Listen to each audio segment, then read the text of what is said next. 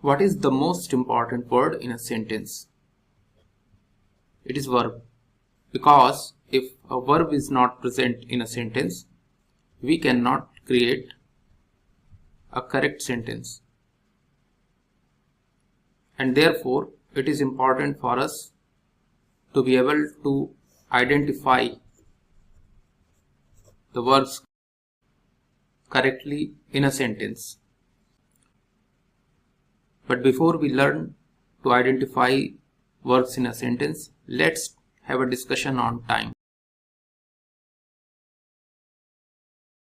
Nearly all sentences have a word in them which tells time in terms of present, past, or future. There are only two types of words in a sentence that can tell time in terms of present, past, or future. They are verb and adverb. Verbs can tell the time of whole sentence, and adverbs can tell time but not of whole sentence. Consider this sentence: I am going to the market. In this sentence, if we remove am, we are left with this sentence: I going to the market. Can we tell what is the timing of this sentence, whether it is of present, past, or future? No, we cannot. Which means am is telling the timing of this whole sentence. Those words which tell the timing of whole sentence are verb. Therefore, am is verb. Now consider this sentence: I met her. By looking at this sentence, we can tell that it is of past time.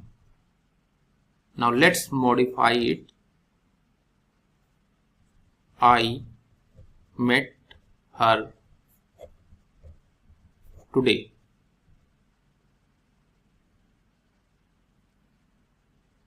Today tells us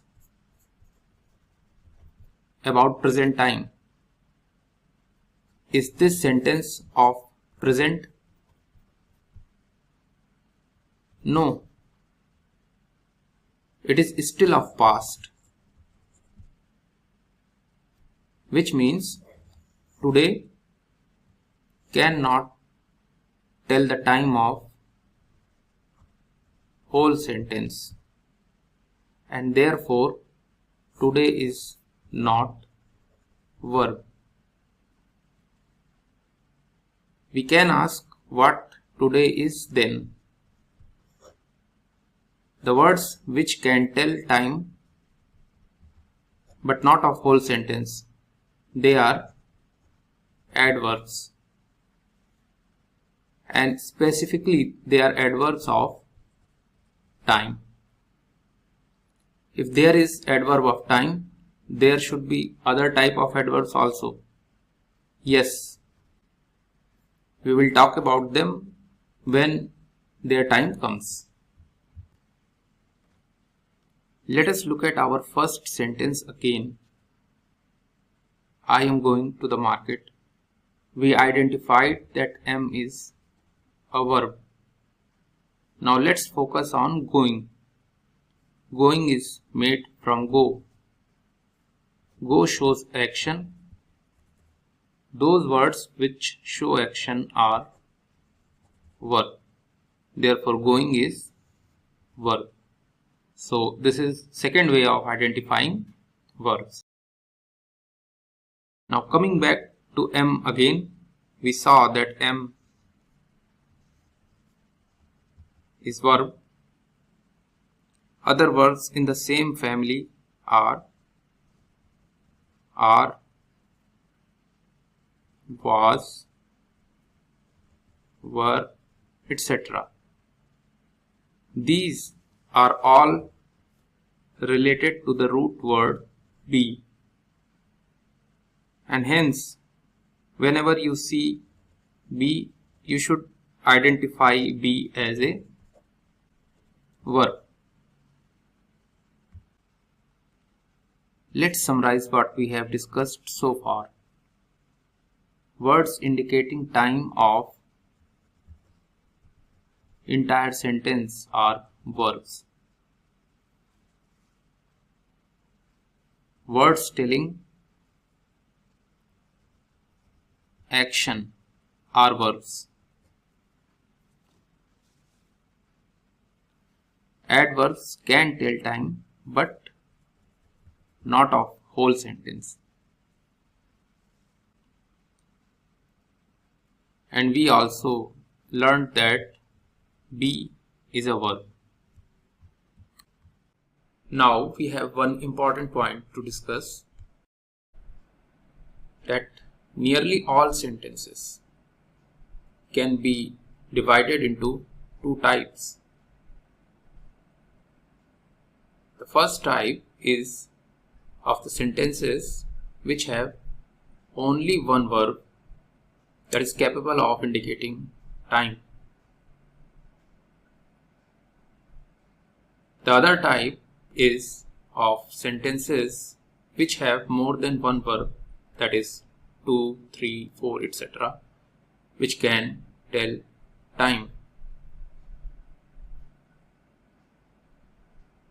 Sentences containing only one verb capable of telling time are called simple sentences.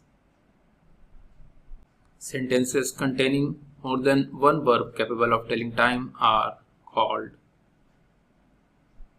complex or compound sentences. In this lecture, we have used only simple sentences, and in our upcoming lectures also we will use only simple sentences to keep the discussion easy. We will use complex and compound sentences only after we have learned about the concept of clause.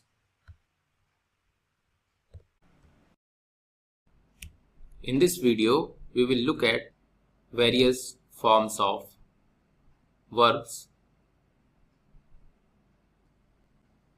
and learn what time do they indicate. This information will be highly useful in determining subject of a sentence, in subject-verb agreement, in determining tense of a sentence, active to passive voice conversion, direct to indirect conversion, and many more topics. Consider this sentence: he is going. Going is made of go plus ing. This is called ing form of verb. By looking at this sentence, we can say that this sentence is of present time.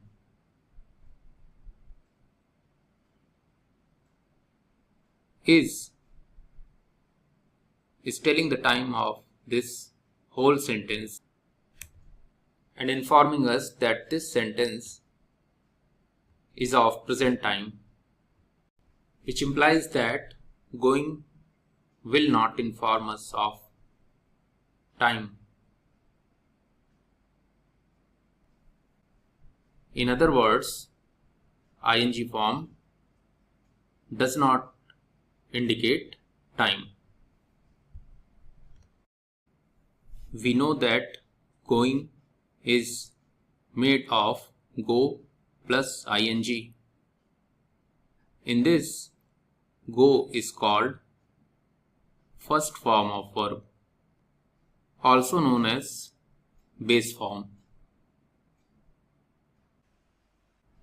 Now let us look at this sentence. They go. We just saw that go is first form of verb. By looking at this sentence, we can say that this is of present time. They refers to people, so it cannot tell time. Hence, go must tell time now, which means that first form of verb will indicate time. What time will it indicate? First form will indicate present. Our next sentence is he goes. Goes is made of go plus es. We know that go is first form of verb. It has been added with es. Es has been added to indicate that the number of persons that goes is 1. By looking at this sentence, we can say that it is of present time. He refers to person, so it cannot tell time, which means goes must indicate time. In other words, first form plus es must indicate time. What time will it indicate? First form plus es will indicate present time. We saw that first form of verb added with es indicates present time. First form of verb is also added with s, and then also it indicates present time. For example, he plays. Plays is made up of first form of verb play plus s. The word plays will indicate present time. Now consider this sentence. She went to the library. Went is the second form of go. By looking at this sentence, we can say that it is of past time. It is because of went that we can say that this sentence is of past, which implies that went indicates past time. In other words, second form of verb will indicate past time. Our next sentence is he has gone to the market. By looking at this sentence, we can say that it is of present time. It is because of has that we can say that this sentence is of present time. When we have a has in a sentence, we need to use third form of a verb with it, which in this case is gone. Gone is third form of go. Because has is indicating the time of this whole sentence, gone will not tell time. In other words, third form of verb does not indicate time. Now consider this sentence. He saw her go. Saw is second form of see. Go is first form of verb. By looking at this sentence, we can tell that this sentence is of past time because saw is second form, it indicates past time. Hence, saw indicates the time of this whole sentence, which means go, which is first form of verb, does not indicate time now. In previous examples, we have seen that first form of verb indicates present time, but now it is not telling us time. The question is why?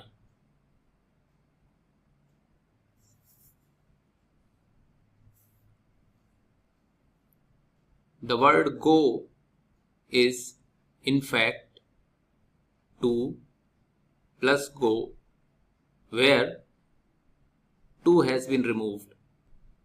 To plus first form of verb is called infinitives. Infinitives don't tell time. We will study infinitives in detail in a separate lecture. So we learned that first form of verb indicates present time. However, if there is another verb already present which is telling time, then first form of verb will not indicate time. Now let's look at a similar sentence. I will go. Go is first form of verb. By looking at this sentence, we can say that it is of future time. Will indicates future because will already tells the time of the sentence. Go, which is first form, will not tell time now. Let us summarize what we have discussed so far. ing form does not indicate time.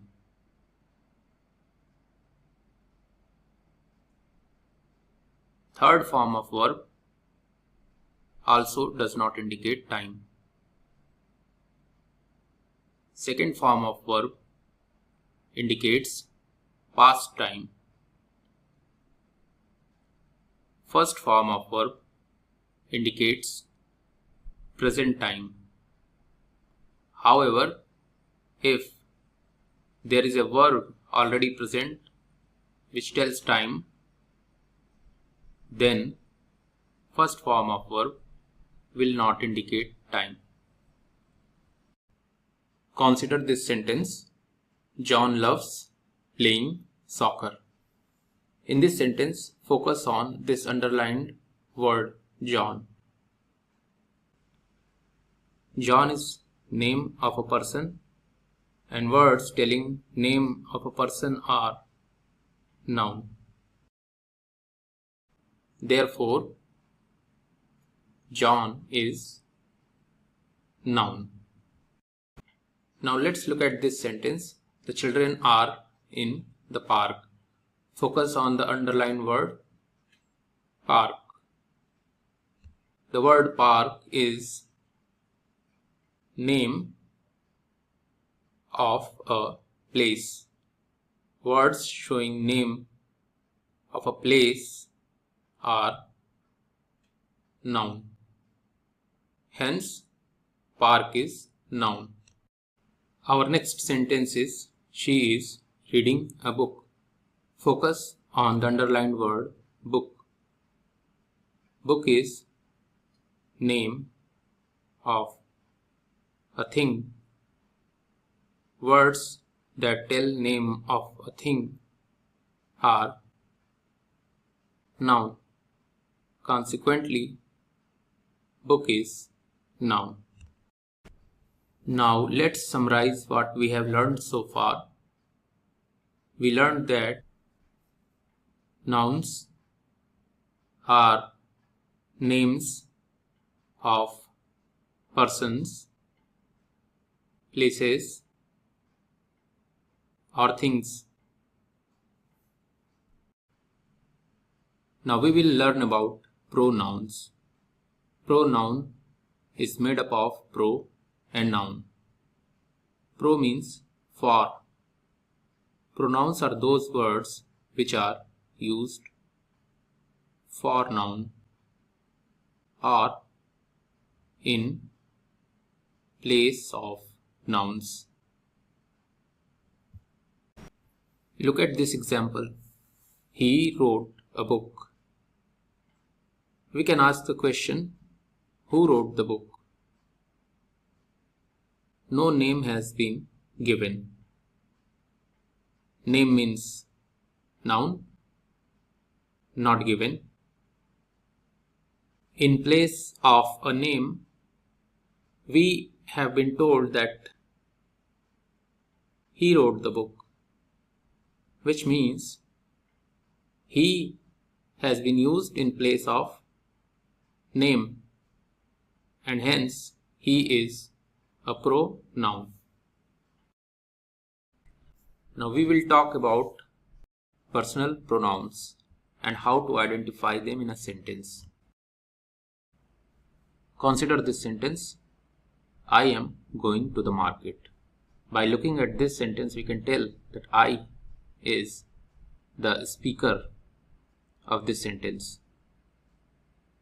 Speaker is considered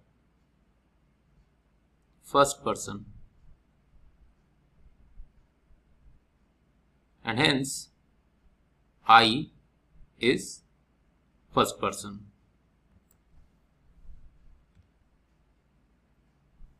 Now let's look at this sentence. Where are you going? In this sentence, we can say that you is listener, or he or she is being talked to. Listener is considered second person. Therefore, you is second person. Next sentence, they are playing in the park. By looking at this sentence, we can say that they is not the speaker. It is not listener also. Apart from speaker and listener, whatever remains is third person. Hence, they is third person. This is how we identify person of a pronoun.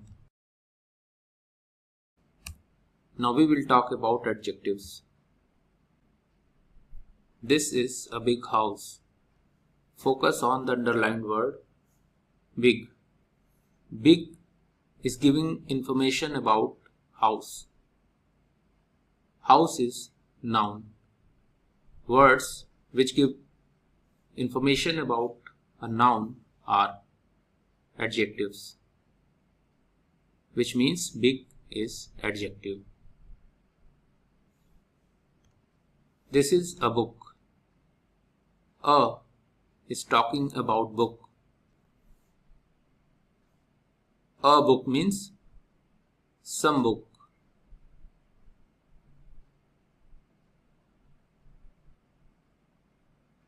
Book is noun. A is talking about noun. Therefore, it is adjective.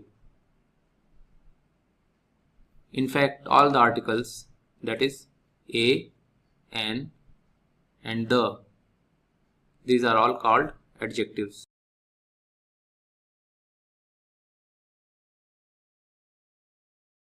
This house is big.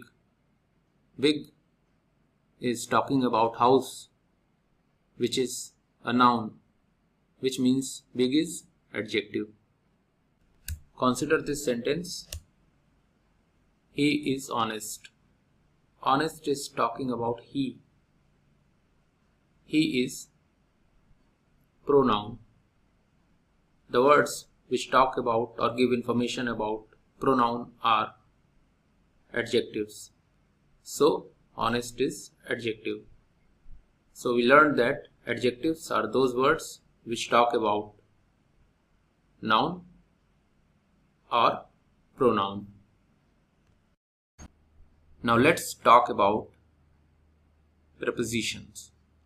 Preposition is made up of pre and position. Pre means coming before. Hence, prepositions are those words which come before a noun or a pronoun. Consider this sentence. The book is in the bag. Bag is noun. The word in is coming before noun. This is preposition. The word in does one more thing. In tells the relation between bag and the book. Hence, prepositions come before a noun or pronoun, and also they tell its relation with some other word in the sentence. Some high frequency prepositions are in, into, by, with, for, since, to, from, etc. Just by looking at them, you can identify them as prepositions. There are a large number of prepositions, and one effective way to become familiar with them is to pick up any articles from news, magazines, and try to spot prepositions from them. And this way we can become proficient in spotting prepositions.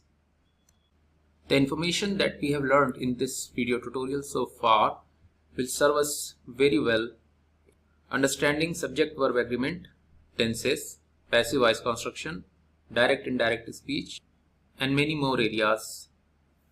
We haven't discussed adverbs and conjunctions in this video. We will discuss them when their time is due in some future video.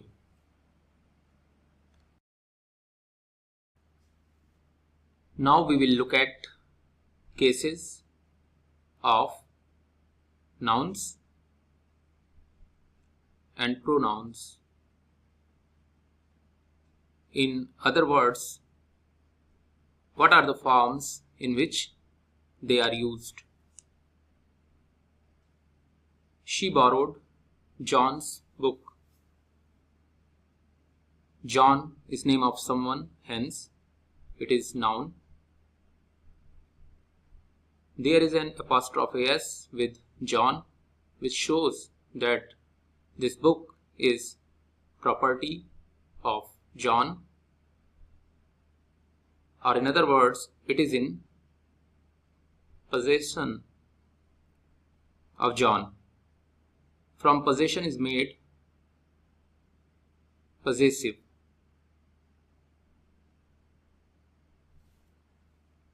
Words which show possession are said to be in possessive case, and consequently John's is in possessive case.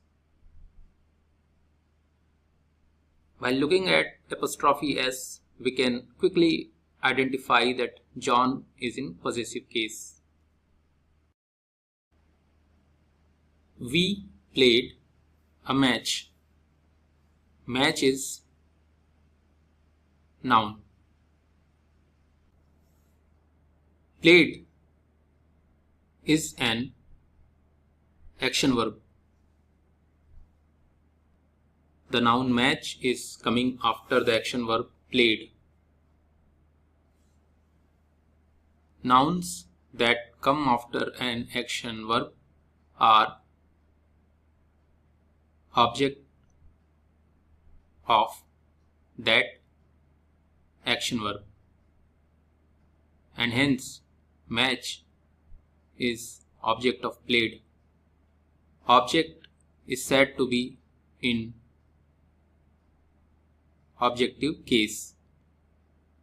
Consequently, match is in objective case. Now consider this sentence. He went into the room. Room is noun. Into is a preposition. The word room is coming after into. Those nouns which come after a preposition are object of that preposition. Hence, room is object of into. Objects are said to be in objective case. So, room is in objective case. The cup is filled with tea. Cup is noun. What is the case of cup? It is not coming after any action verb. It's also not coming after any preposition, which means it is not in objective case.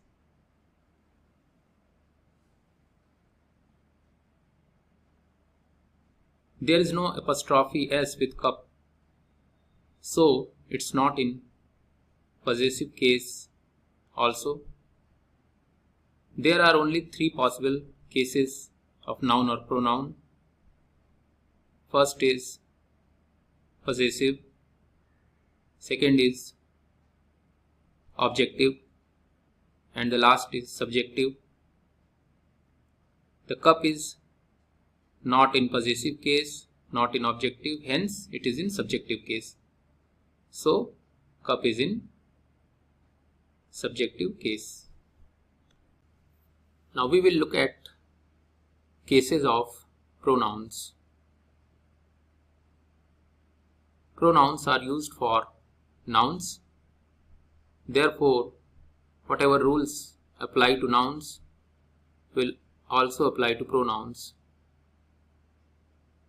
Consider the sentence, this book is mine.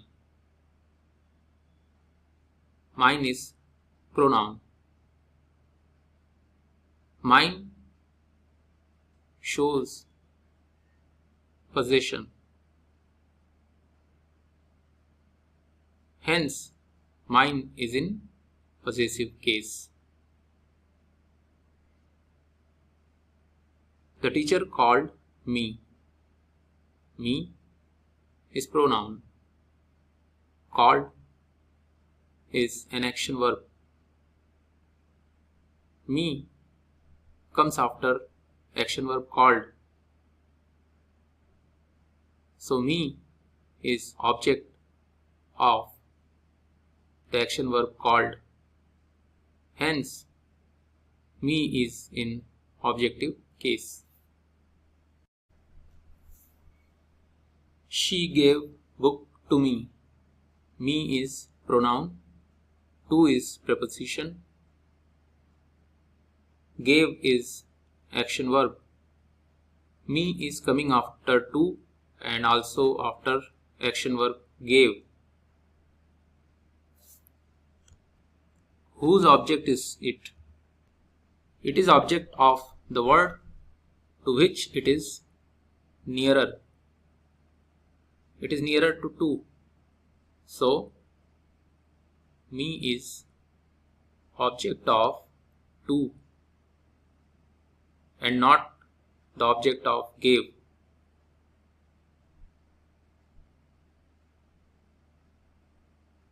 Because me is object of the preposition, it is in objective case.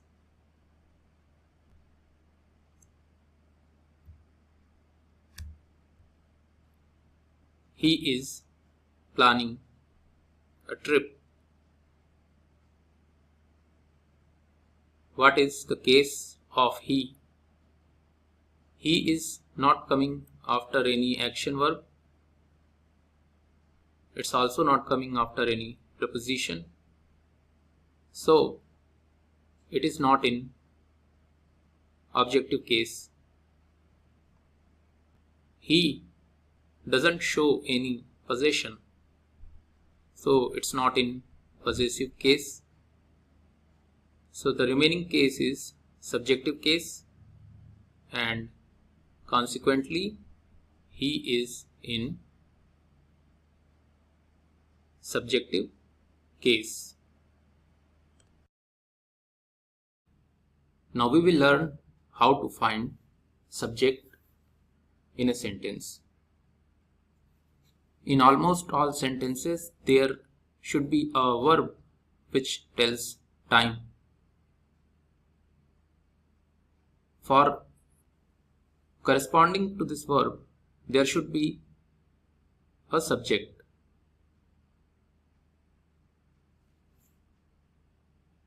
This subject can either be noun or a pronoun,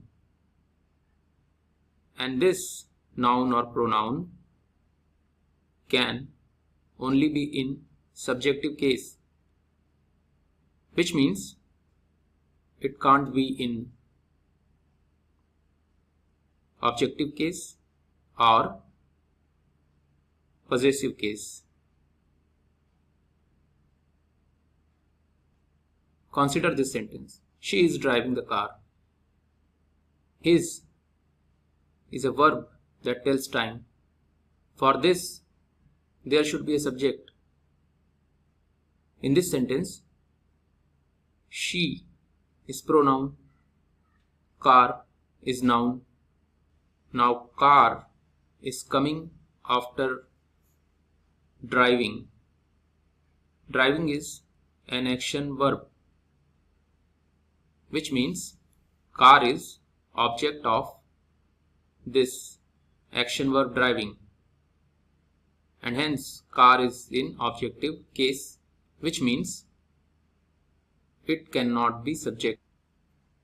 Only one pronoun left with us is she. We must have a subject corresponding to verb that tells time. So she is the subject. Now consider this sentence. He looked at the painting. Looked shows us past. This is the verb that tells time, and for this there should be a subject, which can be either noun or pronoun. In this sentence, he is pronoun, painting is noun. The word painting is coming after preposition at. At is preposition. So painting is object of this preposition, and hence it is in objective case, and therefore it can't be subject. Only remaining possibility is he. So he is subject. Now this is the first method that we discussed. Let's call it elimination.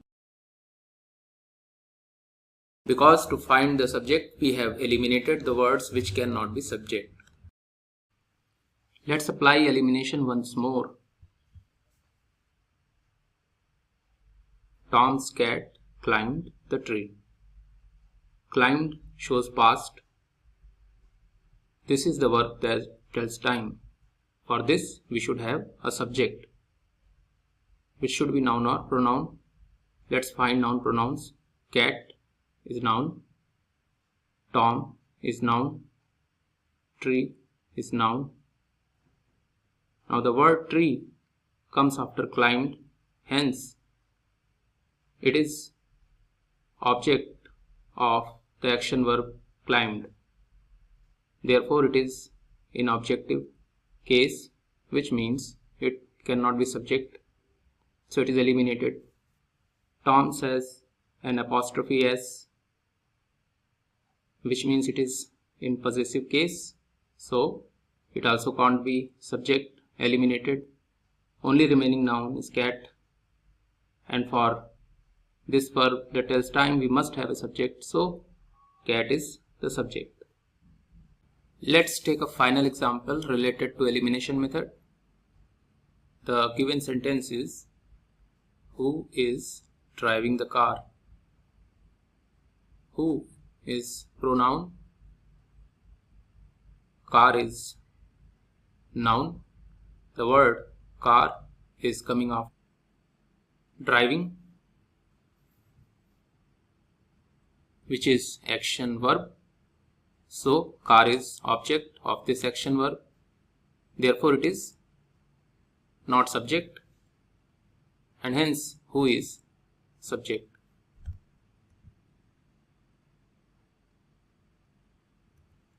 Now we will look at a second method to find our subject. This method is related to action verbs. For example, in this sentence, in the sentence we just saw, who is driving the car? Driving is the action verb. We go before it and look for any noun or pronoun. So when we look, we find who, which is a pronoun. Hence, it is subject. Now look at the previous sentence. Tom's cat climbed the tree. Climbed is action verb. We move before it to look for noun and pronoun. We find cat. It can be a subject. We move further. We find Tom's, but it is in possessive case, so it can't be subject. So eliminated. So only cat is subject.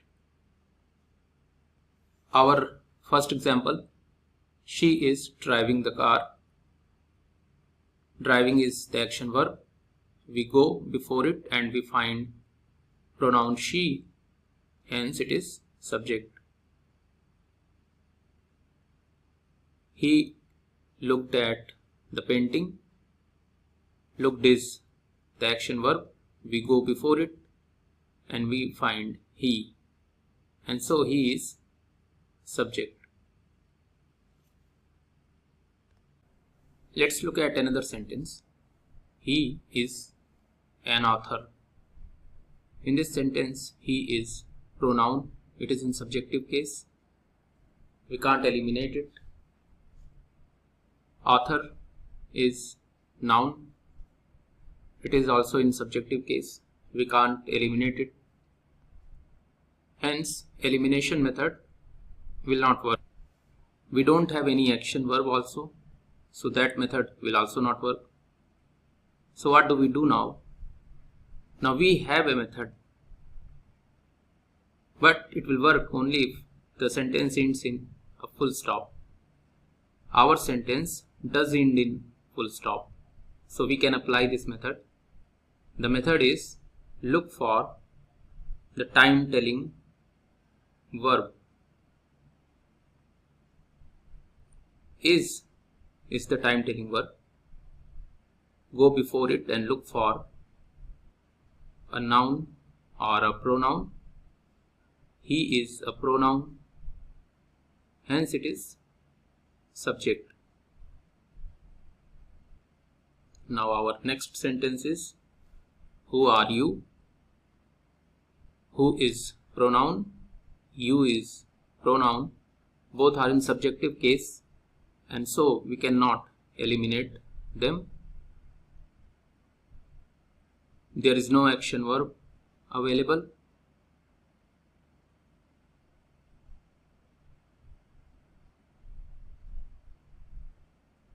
Our sentence does not end in full stop.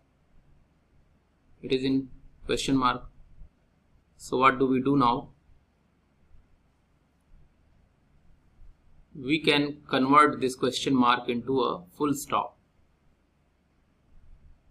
Question mark means it's a question. We can imagine an answer for it. Let's say the answer is I am a writer. Now the answer ends in full stop. Let's find subject of this sentence. The sentence ends in full stop. Look for the time telling verb, that is am, go before it, and the pronoun located is I. This is subject. Now I and you are same persons. So if I is subject, you is automatically the subject. Now let's look at another sentence for practice. Is he a poet? He is pronoun, poet is noun. Both of them are in subjective case, so elimination method will not work. There is no action verb also, so we cannot use that method also. Our sentence doesn't end in a full stop, so we can't use that method also. So what we will do is we will convert the question mark into a full stop. So let's imagine an answer for this question. Let the answer be yes, he is a poet. Let's find subject of this sentence. The sentence now ends in full stop. Time telling verb is. We go before it and find pronoun he. Hence he is subject.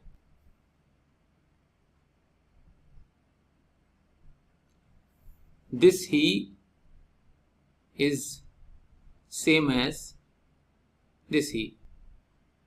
Now he here is subject, so this he is also subject. Now we have a special sentence. John and James are friends. John is noun, James is noun, friends is noun. All the three are in subjective case, and therefore we can't eliminate them. Action verb is also not available. However, the sentence ends in a full stop. Now we look for a verb that tells time. We start moving before it and we find noun James. This is subject. We move further and we find another noun. It is John. It's also subject. Now we have one time telling verb, and so we should have one subject corresponding to it. But we have two subjects now. So there should be some mechanism to join these two words into these two subjects into one. This mechanism is and. The word and joins John and James and creates one subject. This subject is called a compound subject because it has been created by joining two subjects, and hence John and James is the subject of this sentence. We already know that in a sentence there should be at least one verb that tells time corresponding to this time telling verb, there should be a subject. This subject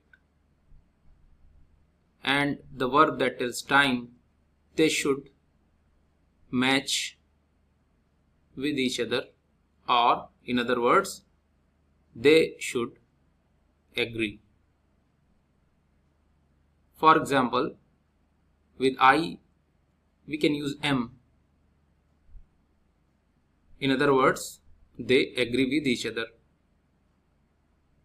But with I, we can't use is, which means they do not agree with each other.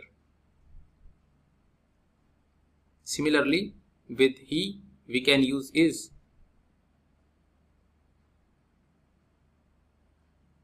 With they, we can use are. These subjects, I, he, they, these are personal pronouns.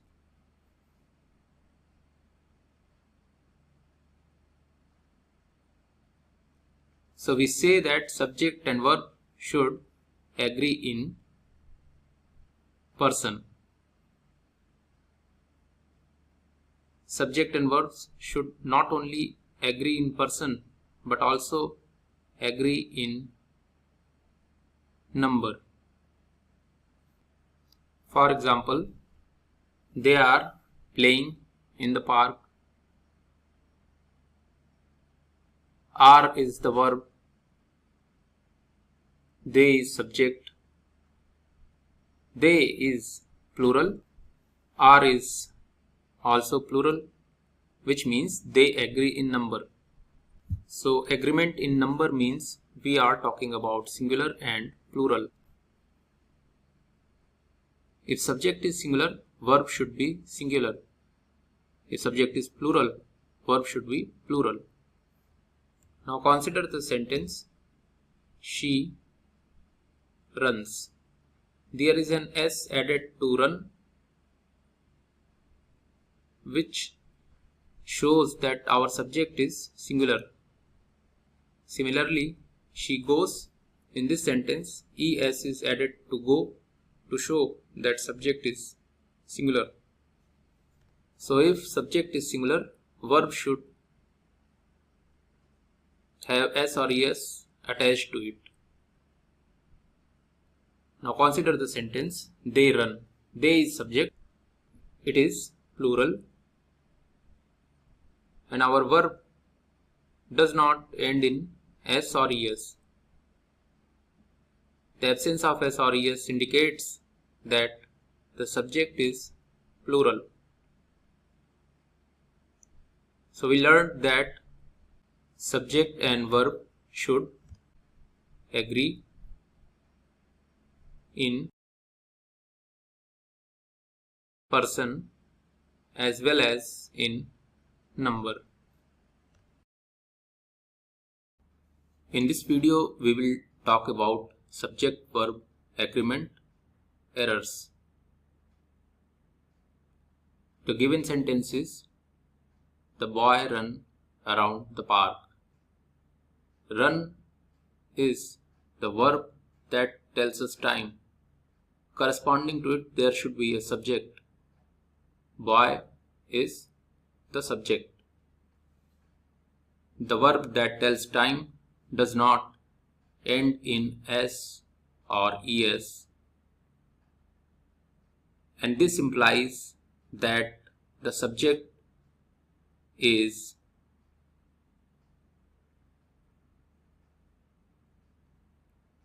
plural. However, our subject is singular, so we should make it plural by adding S. The correct sentence is, the boys run around the park. Or if you don't want to keep S, then we should add S in the verb runs. The boy runs around the park. The taste of the cookies are delicious. Are is the verb that tells time. Corresponding to it, there should be a subject. Let's find the subject. We move before are and we find the noun cookies. This is noun. It is coming after preposition of, hence it is not subject. We move further, we find taste. This is our subject. It is singular. However, our verb is plural. It does not match with the subject. So, convert it to singular, remove are and use is. The correct sentence is, the taste of the cookies is delicious. Now we have a sentence. The book and the pen is in the bag. Is the verb that tells time. Corresponding to it, there should be a subject. The book, the pen, they are joined together by and. So our subject is plural. However, our verb is singular. So we should convert it to plural. Remove is, add are, the book and the pen are in the bag. Now it's a correct sentence. The president and CEO are giving a speech. Are is the verb. It is plural, which implies that the subject is also plural. President and CEO is subject. It looks like plural because of and, which joins president and CEO. However, this subject is preceded by the, which means that the title president and CEO belong to the same person. And because of this, our subject is singular, not plural. Hence, we should convert our verb to a singular form, remove are and use is. The president and CEO is giving a speech. Our previous example was the book and the pen are in the bag. In this example, we had two the in the subject. Book has a the before it and pen also has a the before it. So, book and pen were two different things, because of which our subject was plural and we had used are. Next sentence is, the news are true. Are is the verb that tells time. News is subject. Verb is plural. News is considered singular, so subject is singular. Hence, we should remove are and use is. So this will be correct. The news is true. Each boy and girl know the rules. Know is the verb that tells time. It does not end in s or es, which implies that our subject is plural. Now boy and girl is the subject and joins boy and girl. This is the subject and it looks plural. However, boy and girl is preceded by each, which changes the meaning of boy and girl. And we have to look at every boy and girl individually, which makes our subject singular, not plural. and so our verb should be converted to a singular form, and hence we attach an s to the word know. Make it knows. Each boy and girl knows the rules. The picture along with the frames were on sale. Were is the verb that tells time. Along with joins picture and frames together. This is our subject. Because picture and frames are joined together, our subject looks like plural. However, along with has an effect of parenthesis, because of which the effect of these words are lost. Consequently, we are left with picture, and our subject becomes singular, and hence we should convert our verb to singular form. Remove verb, use is. The picture along with the frames is on sale. Now consider the sentence. Either he or I is mistaken. Is the verb which tells time. It is singular. He and I are joined together with the help of either or, and a compound subject either he or I is created. Because of use of either or, the meaning of our subject has become singular. Therefore, our subject is singular, our verb is singular, they match with each other. So far everything is correct. Now, when two words, in this case he and I, are joined together with either or, the verb should match with the word that is nearer to it. Out of he and I is nearer to verb. Hence, this verb should match with I. With I we use am, so we remove is and use am. Either he or I am mistaken.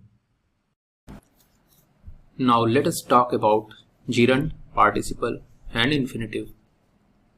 First, gerund. Consider the sentence, swimming is a good exercise. Swimming contains ing, therefore it is a verb. Swimming is also a name of an activity, therefore it is a noun. The words which are both verb and noun and are in ing form are called gerund.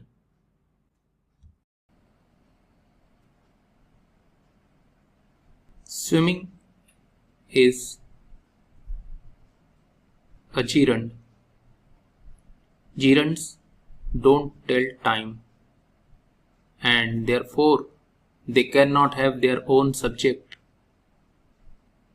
and because of that, gerund is called non-finite. In fact, gerund, participle and infinitive, all the three don't tell time, and all these three can't have their own subject, and hence all these three are called non-finite.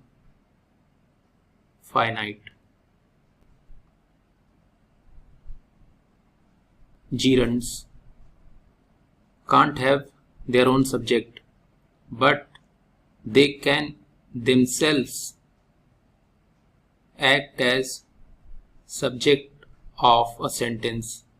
For example, look at this sentence. Is the verb that tells us time. We go before it and find the noun swimming, and therefore it is the subject.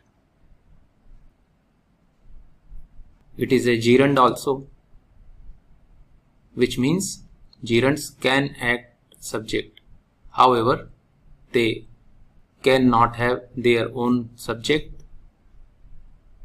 like other time telling verbs.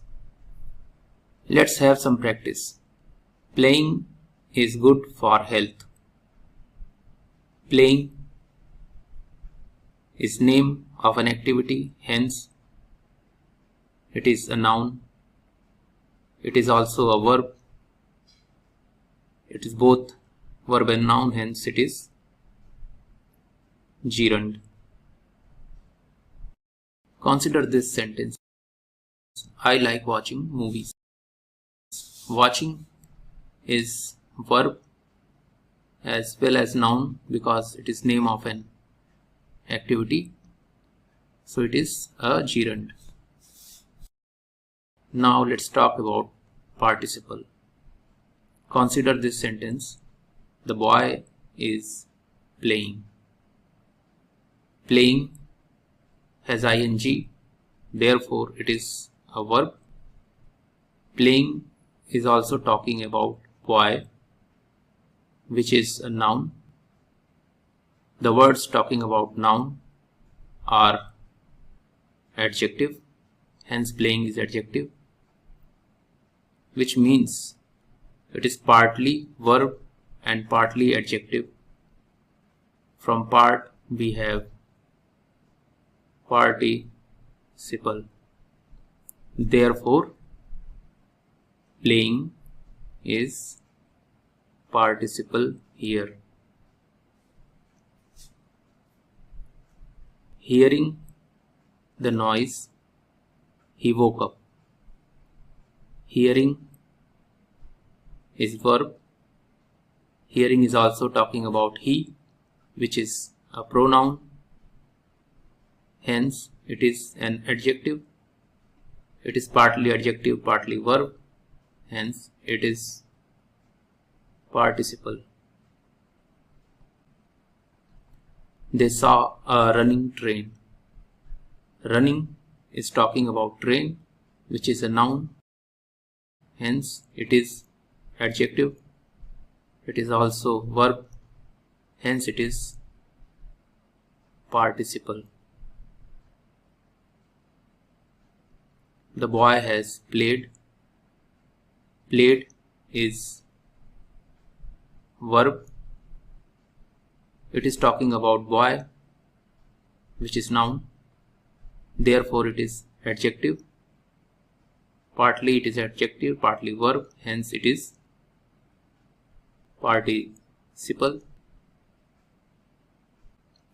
It is a participle which ends in ed.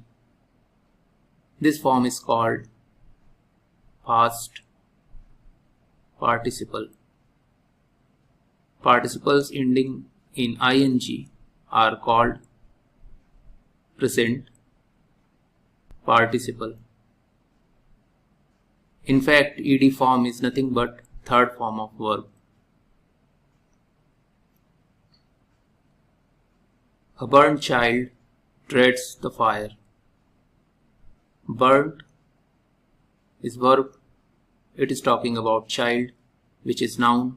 Therefore, burnt is adjective and it is participle. This is third form of verb.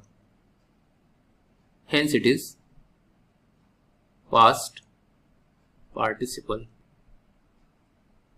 Now, let's look at an error sentence related to participles.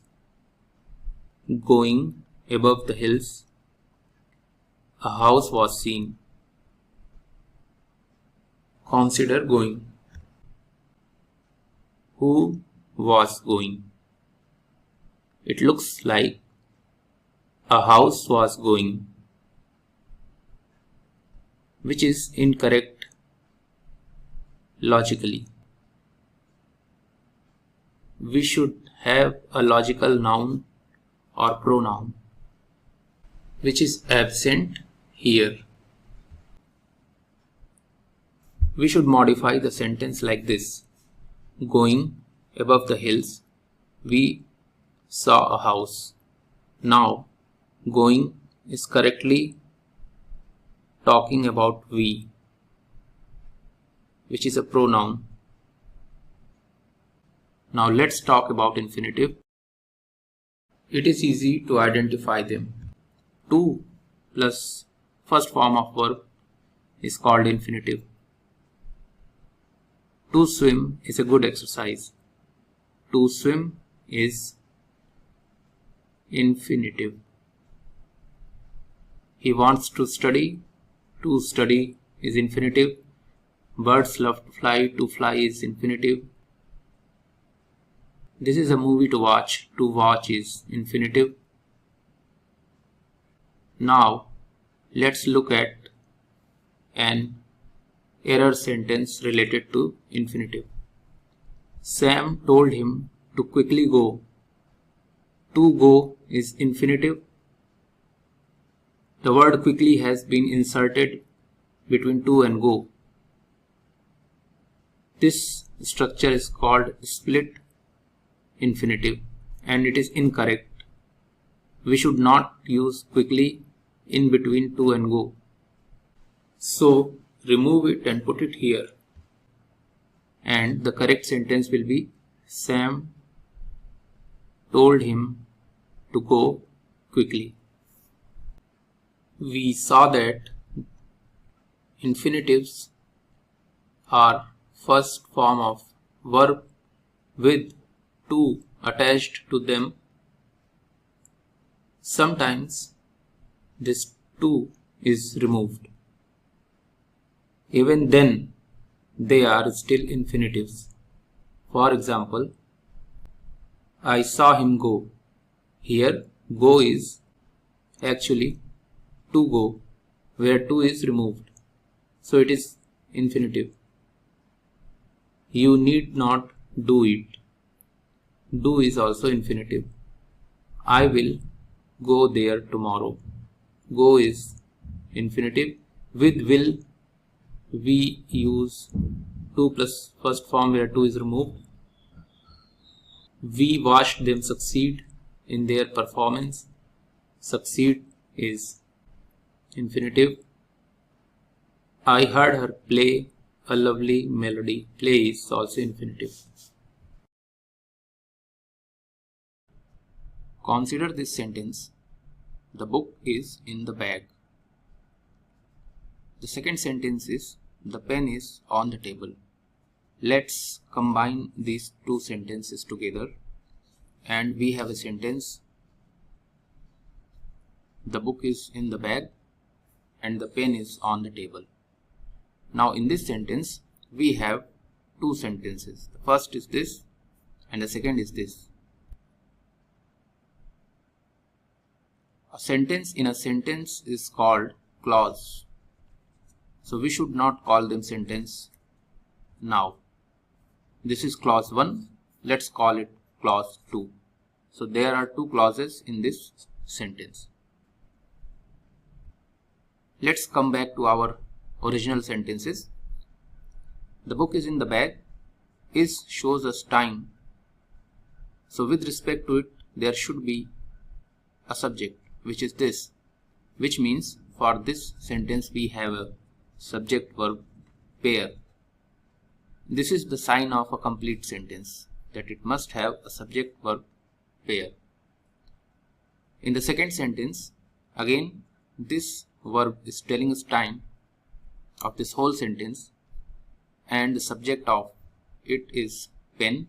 So this also has a subject verb pair.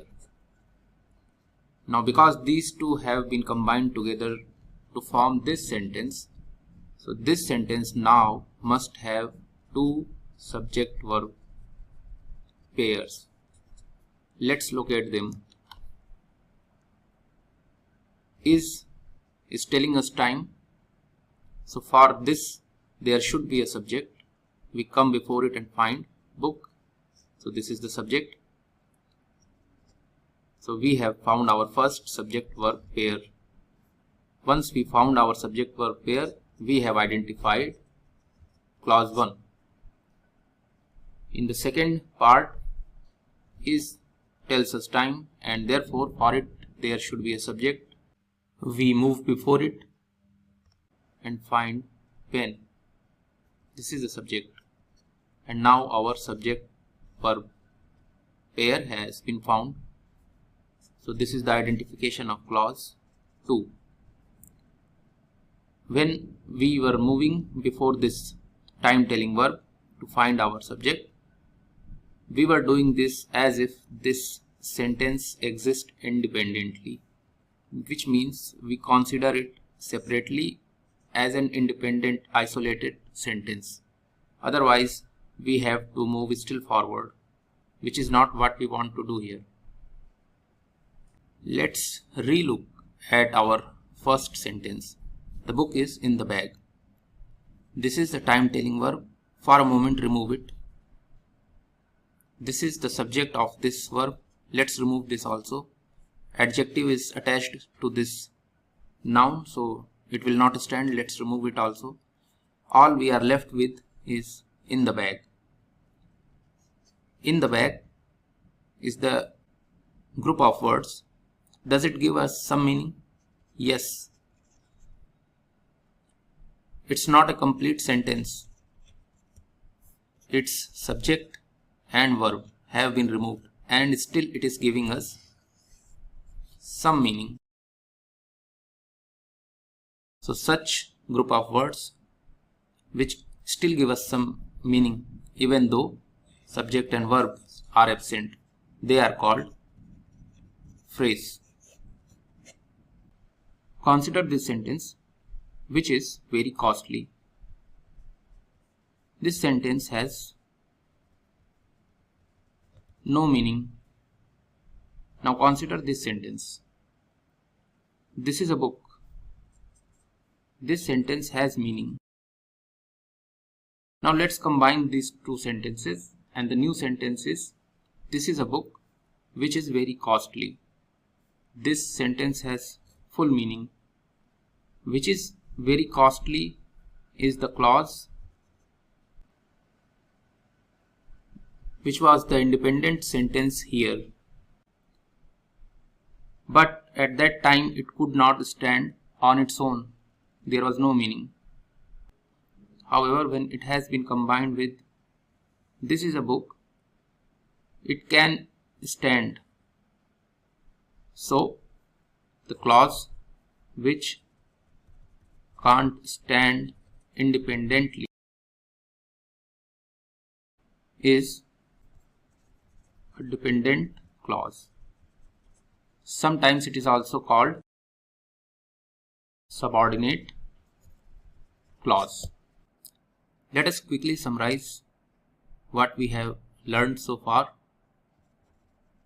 Clause is a part of a sentence which has its own subject and verb.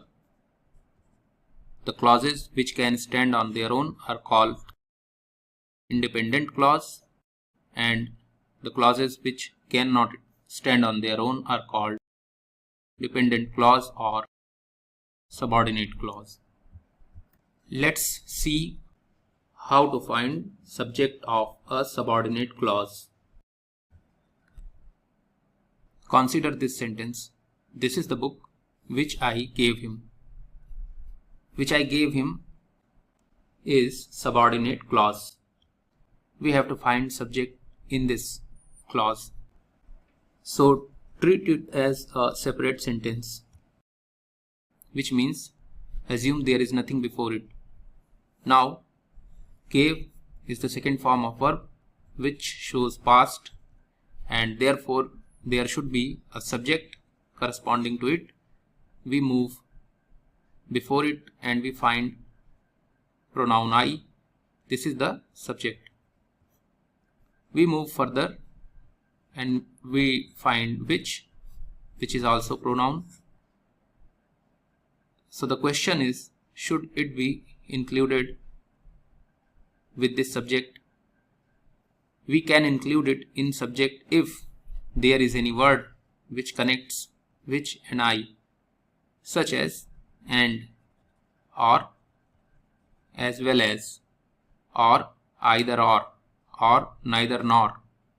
But there is no such word available, and therefore this cannot be included in the subject. So which is not the subject? I is the subject. Take another sentence. This is a book which is very costly. Which is very costly is dependent clause. Is shows us past time. Therefore a subject corresponding to it should be there. We move before it and find which is a pronoun. Therefore which is subject.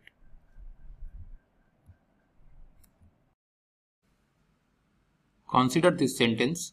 She is playing. Is shows present time. Playing has ing in it. Ing shows a continuous action. Therefore, the tense of the sentence is present continuous.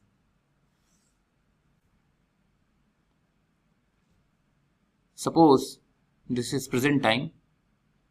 So as we speak in present time, this action is going on, or it is continuous.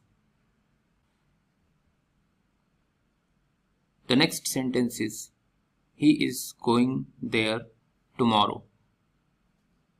Is shows us present. Going has ing.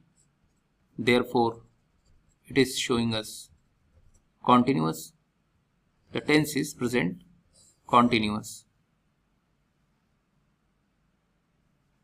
We have to note an important point here. If you will look at the meaning of this sentence, it is, he will go tomorrow. So, even though the tense is present, yet the meaning is of future, which means tense and meaning are two different things. We will focus on identifying tense in this video. We will consider the meaning of tenses and their usage in a separate video. The next sentence is, he has finished his assignment. Has shows us present. As you can understand from this sentence that the assignment has been completed or it has been perfected. So, has also shows us perfect. Therefore, the tense is present perfect. With has, we use third form of verb, which is finished here. Not only has, but the family of has, which is have and had also, take third form of verb. Now this third form of verb don't tell us time, and therefore it will not affect the timing of this sentence or the timing of this tense. Suppose this is present. At this time, this task is complete. That is all we know. We do not know when it started.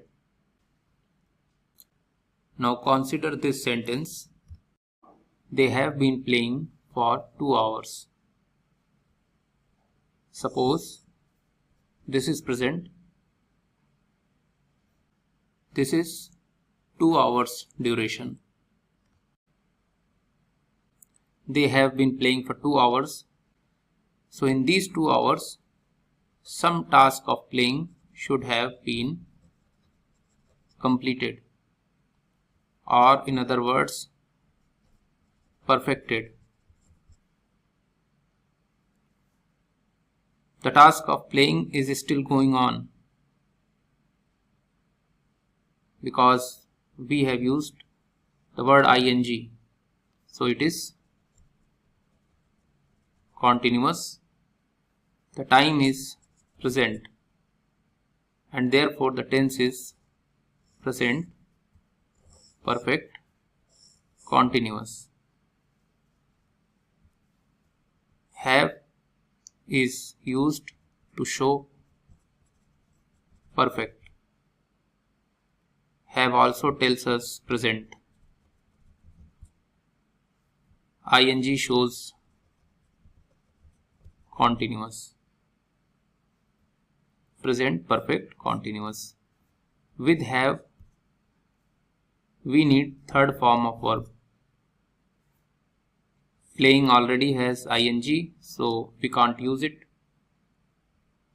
We use a word be from outside, create its third form been and use it here.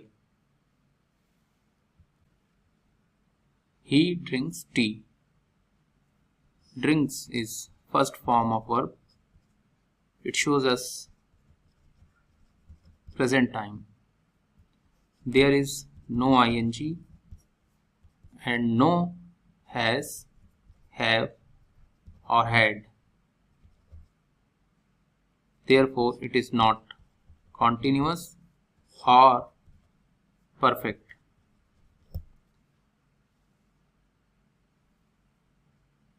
When the action is neither continuous nor perfect, we call it simple. So the tense is present simple.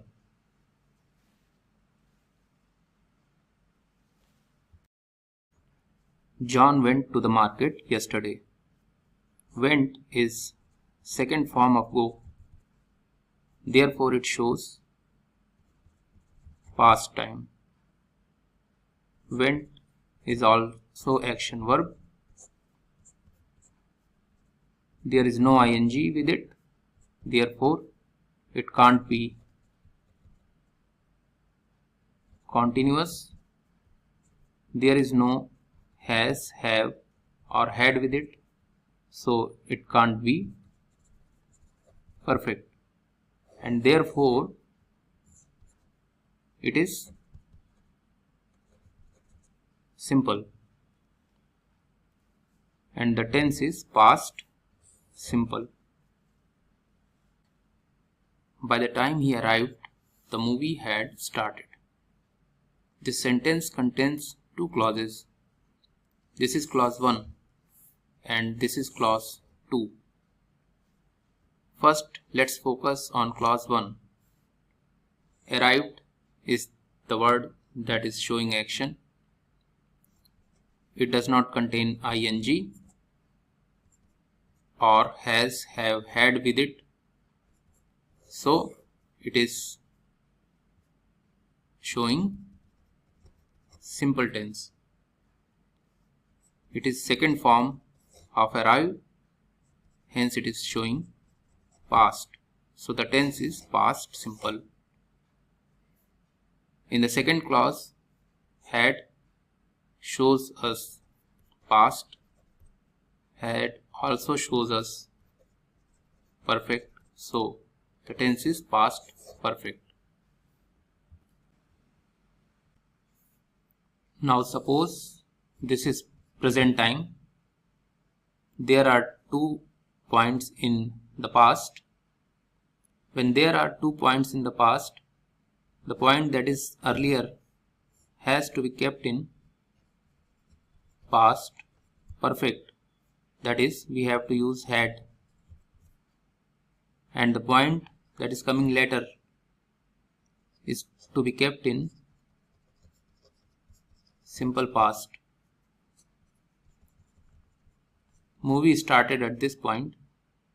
Therefore, we have used had with started.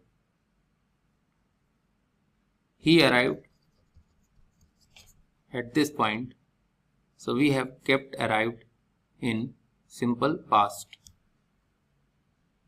I was reading a book. I was reading a book last night. Was shows past and reading shows continuous. So this is past continuous.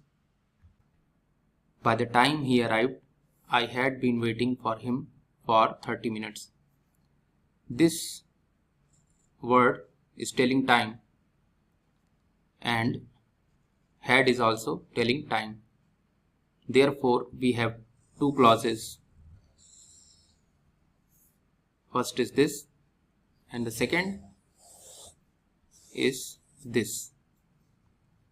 Now let's look at the second clause first.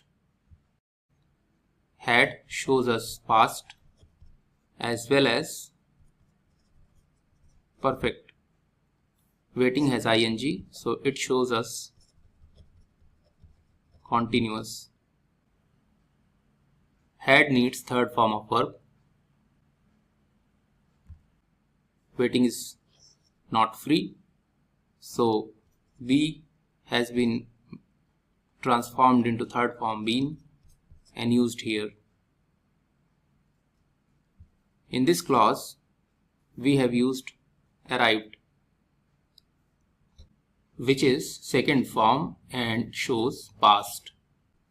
No ing and has have had been used, so it's simple form and the tense is past simple. Now notice that we have used a had here. If we use a had, we also need a past simple, as we had explained in the previous example. If there are 2 pasts, let us say this is present, so the earlier one takes had and the latter one is kept in simple past.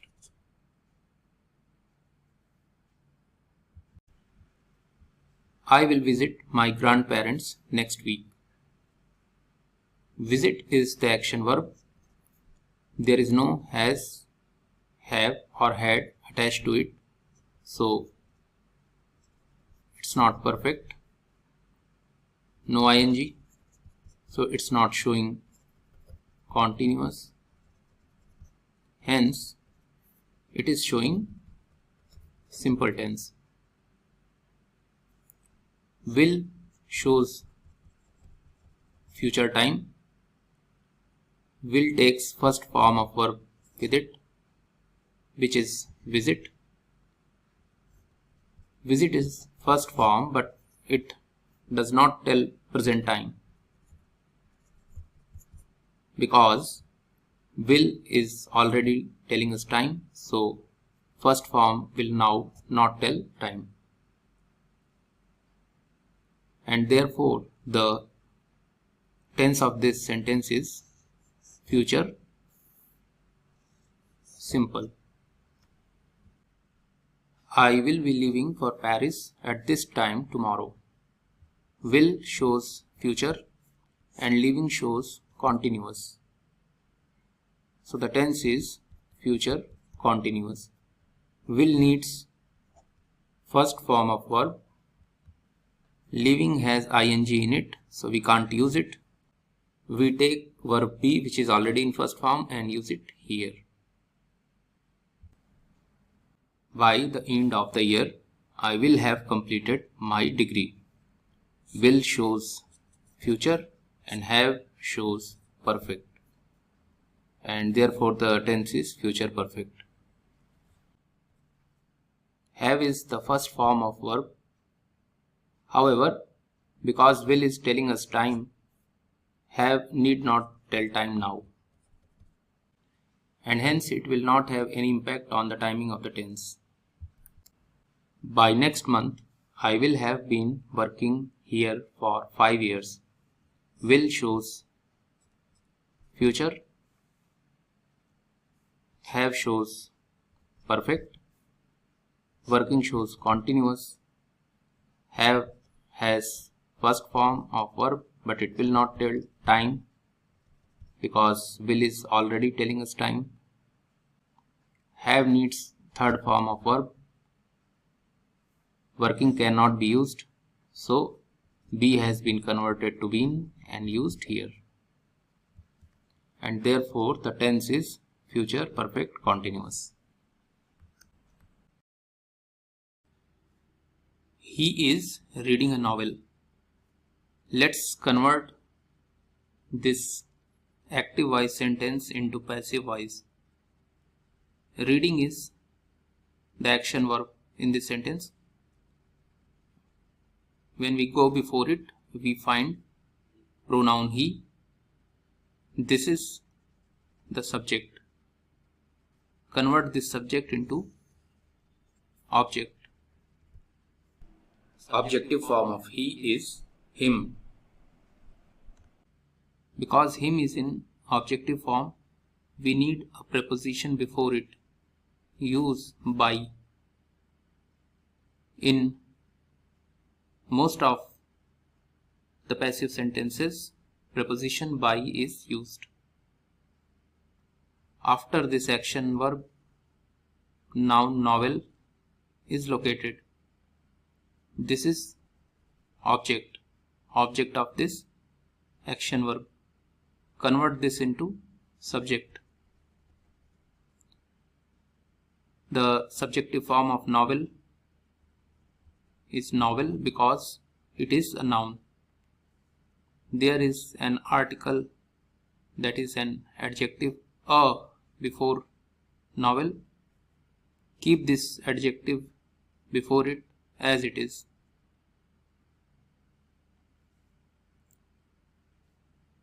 Convert this action verb into third form, which is read. Use it here before this preposition. Find the tense of this sentence. Whatever is the tense of this sentence should be the tense of this sentence also. One important thing is this third form. This is not used in calculation of the tense. The reason is that all the passive voice sentences contains third form, and if we use this third form for calculation of tense, all the passive sentences will have same tense, which is logically not correct. So we do not use this third form for determining the tense. Now let's find the tense of this sentence. Is shows us present and reading shows us continuous. This sentence should also be in present continuous. Use is because our subject is singular, so a singular verb is used. This shows us present. Now we need continuous. For that we need ing form. We can't use it for tense determination. So what do we do now? We bring a verb be from outside and create its ing form, that is being, and use here. So the converted sentence is, a novel is being read by him. Let's summarize what we have learned. In converting from active to passive, convert subject into object, convert object of the active sentence into subject, keep the tense unchanged, convert the action verb in third form of verb, and don't use this third form for tense calculation. The given sentence is, he will watch a movie. Watch is the action verb. We go before it and find pronoun he. This is our subject. Convert it into object. The objective form of he is him. Use a preposition before it. Use by.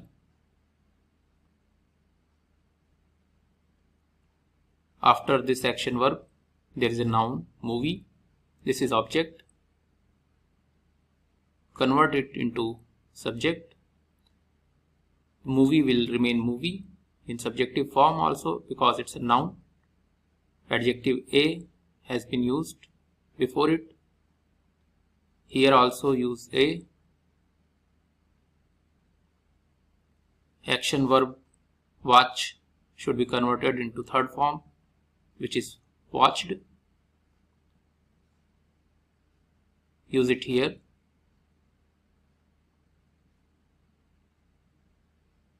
Before by.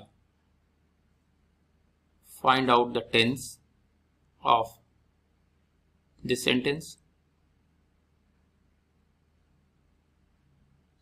Will shows us future and watch shows us indefinite. So the tense is future indefinite. Here also the tense should be future indefinite. Use will to make future.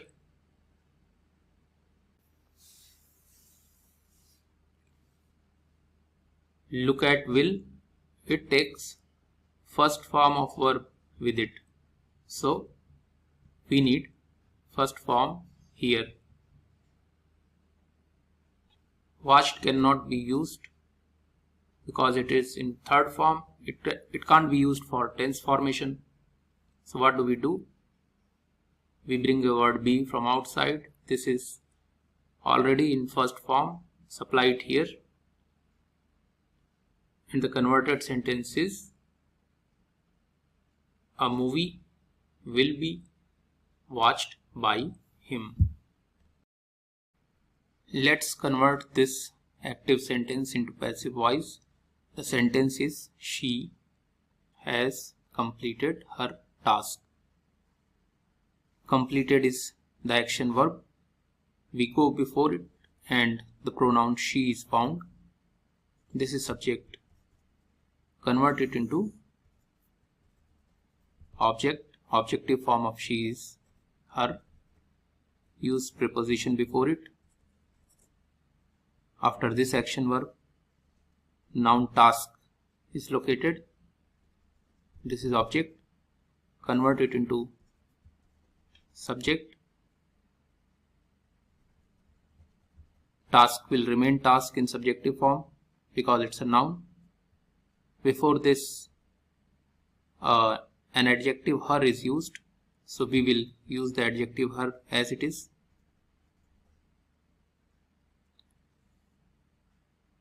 Completed is the action verb.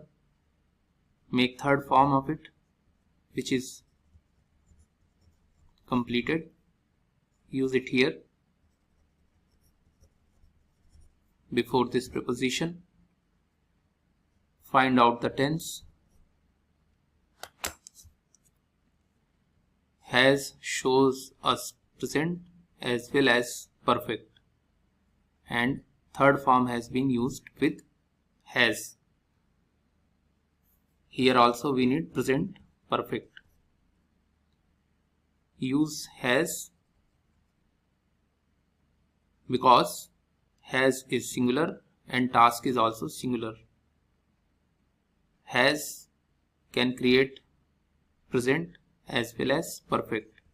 However, we need a third form of verb.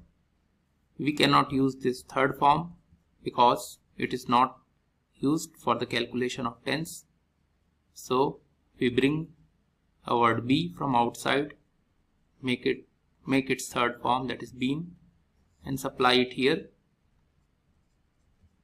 So the converted sentence is her task has been completed by her. We have a different kind of sentence.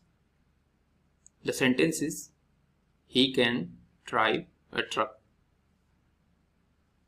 Drive is the action verb. We go before it and find the pronoun he. This is subject. Convert it into object. Objective form of he is him. Use a preposition by before it. We go after the action verb and find the noun truck. This is object of this action verb. Convert it into subject. The truck will remain truck in subjective form because it's noun. Before truck there is an article, that is an adjective. So here also we keep the adjective as it is. This is our action verb. Make third form of it, which is driven. Use it here before this preposition. Now tense. Can is such a modal verb for which we can't make tense. So how do we create the passive voice? Copy this modal verb as it is. Copy can. Can takes first form with it. So we need a first form here also. Driven is in third form, so we can't use it.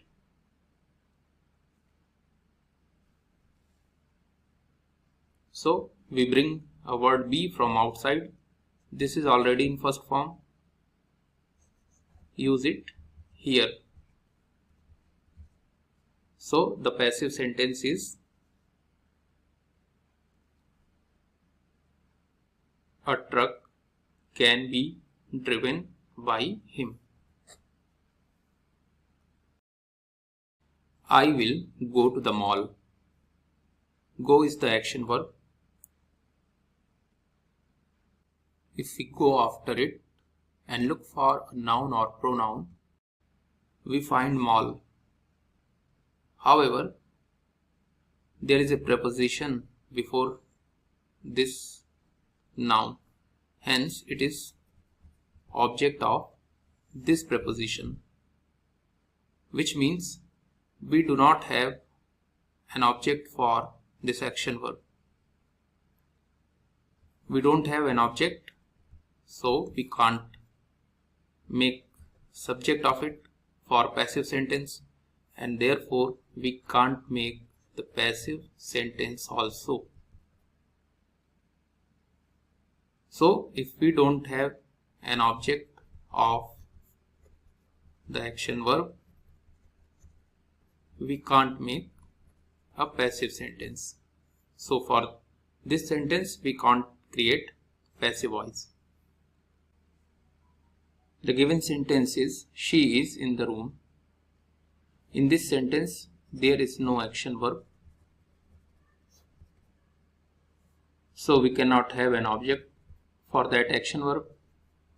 So we cannot convert it in the subject for a passive sentence, and therefore we can't make passive voice also. So this sentence also cannot be converted in passive voice. John said, I am playing chess. We are reporting what John said by quoting his actual words. I am playing chess.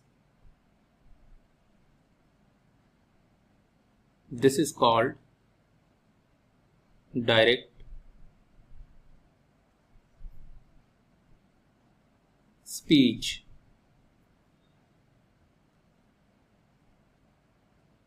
Now let's look at a different version of the above sentence.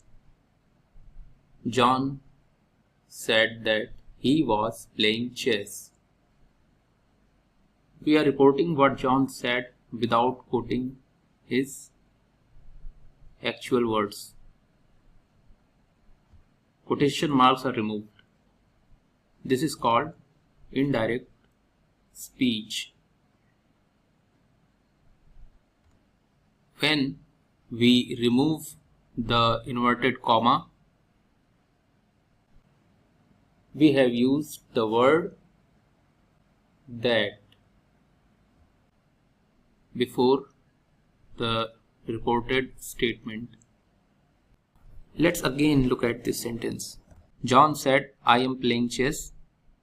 This is direct statement. We are taking help of the word said in reporting this direct statement. This verb is called reporting verb. Also look at how I has been converted to he.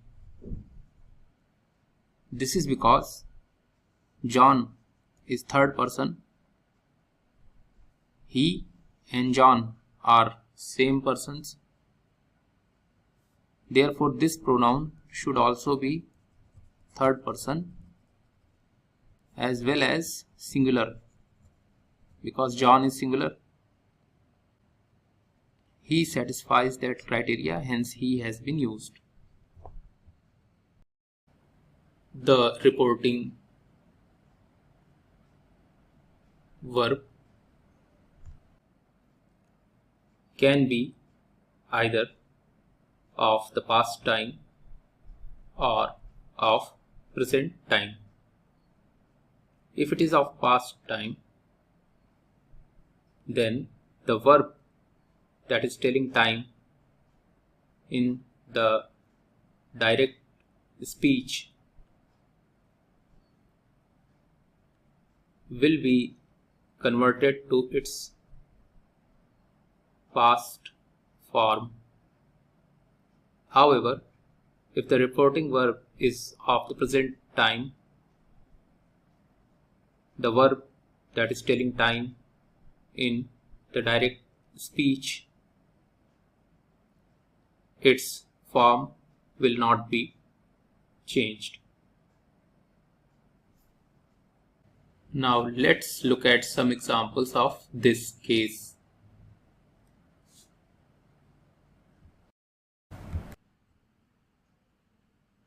For example, look at this sentence. He said, I will watch the serial on Wednesday. Said is the reporting verb, which is in past. Will tells us time, and therefore it has been converted into its past form, which is would. So the indirect narration is, he said that he would watch the serial on Wednesday. She said, I am reading a book. Again, the reporting verb is in past. Am is telling us time, so it has been converted to its past form, that is was. The indirect speech is she said that she was reading a book. She said, I have completed the lesson. Here also the reporting verb is in past. Have tells us time and its past form had has been created. So the indirect speech is she said that she had completed the lesson. He said, I went to market on Sunday. Said is in past. Went is telling us time. It is already in past. So how do we create past form of past? We convert it into past perfect. Why have we converted this into past perfect? Suppose this is present. This is the point when he went.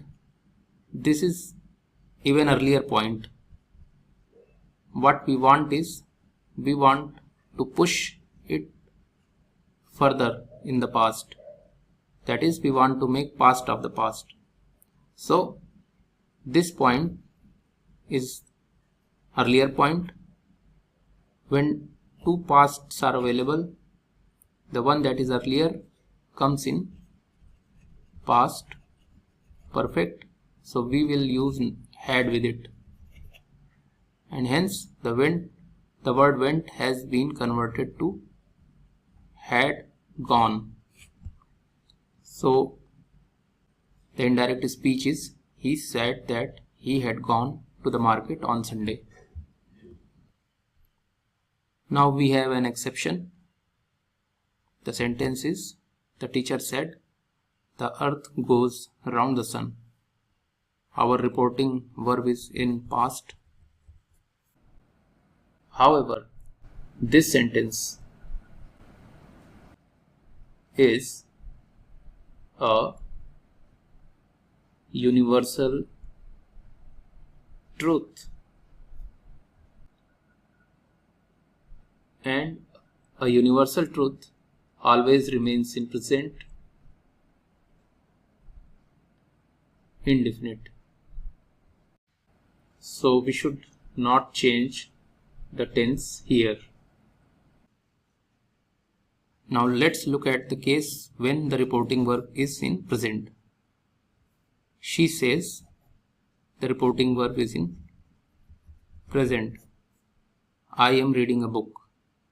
So the word that is telling time here, its timing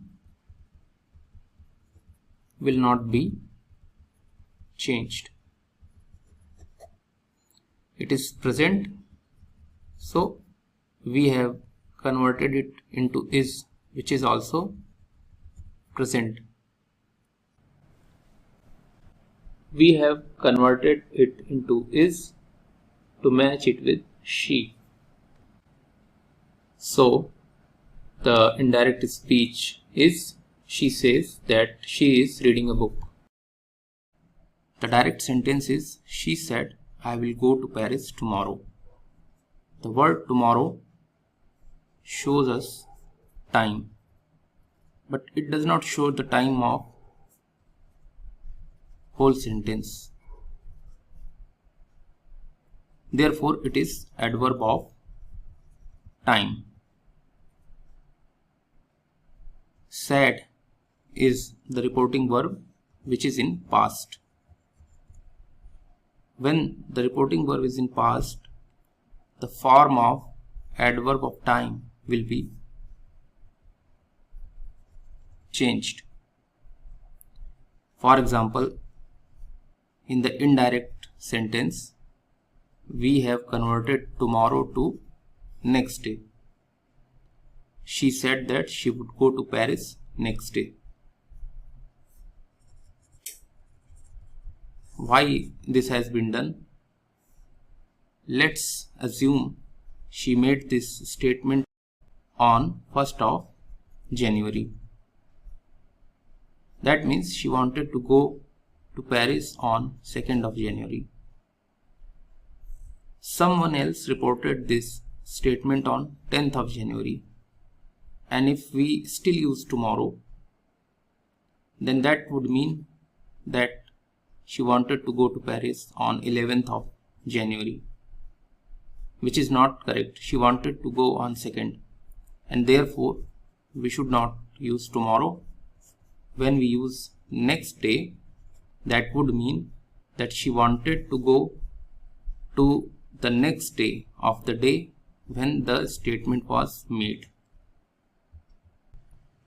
Now let's look at some more words which express the idea of time, that is, they are adverbs of time. Tomorrow. Tomorrow will be converted to next day. Today will be converted to that day. Yesterday will be converted to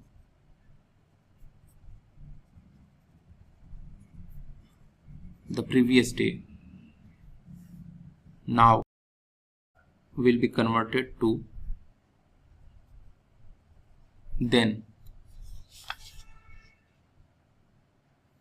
Ago will be converted to before.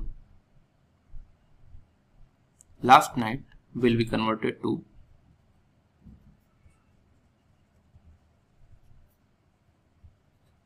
the previous night.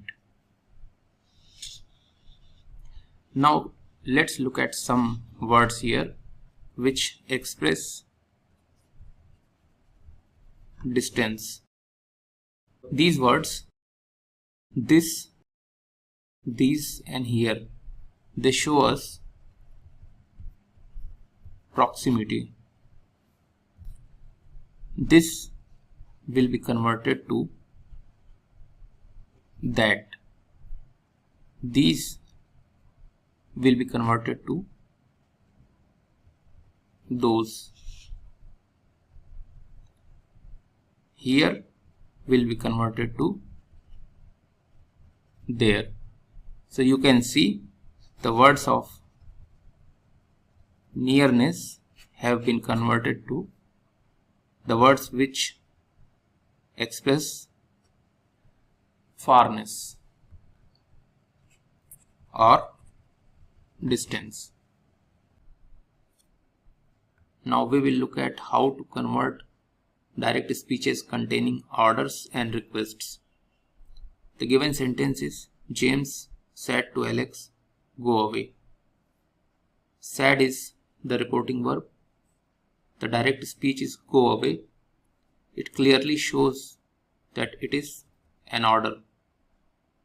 So we will convert our reporting verb accordingly and use the word ordered. James ordered Alex to go away. Similarly, look at this sentence. He said to him, please wait here till I return. Now the word please is used, which means it is a request. So we will convert our reporting verb accordingly and use requested. He requested him to wait there till he returned. Now let us see how we will convert the direct speeches containing interrogative sentences. The given sentence is, he said to me, what are you doing? The direct speech, what are you doing, is clearly an inquiry, a question. So we will convert our reporting verb accordingly to inquired. He inquired me what I was doing.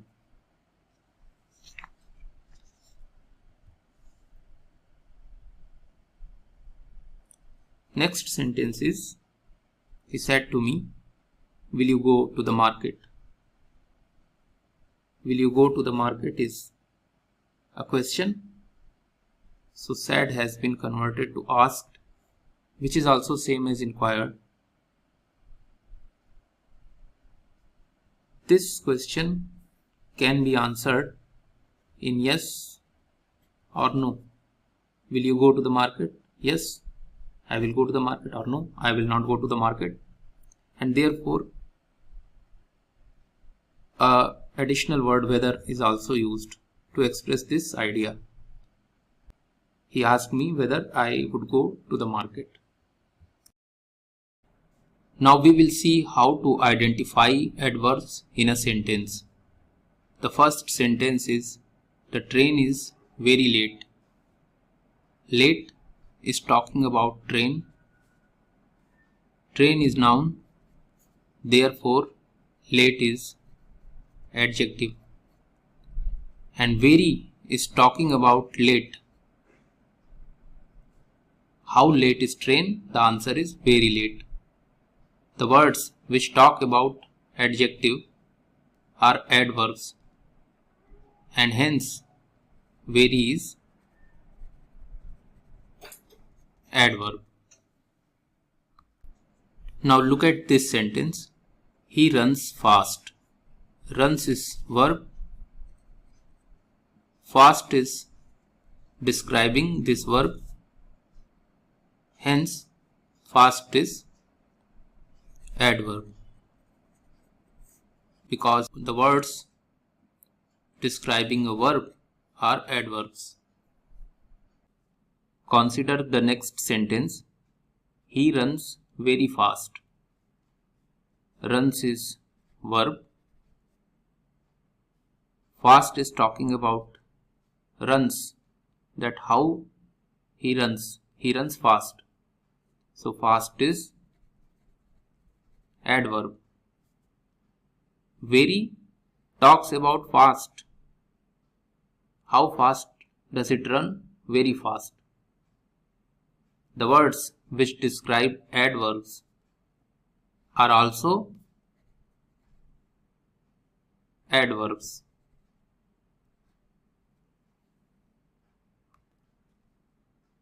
It is raining heavily. Raining is verb. Heavily is telling the manner of raining, and therefore it is adverb.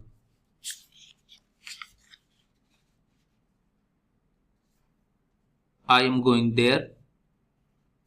There is showing some place. The words which show place, they are all adverbs. So by just looking at them that they are showing place, we can tell that they are adverbs. I will meet him tomorrow. Tomorrow shows time.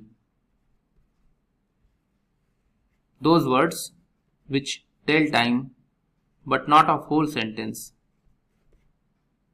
they are adverbs, and hence tomorrow is adverb.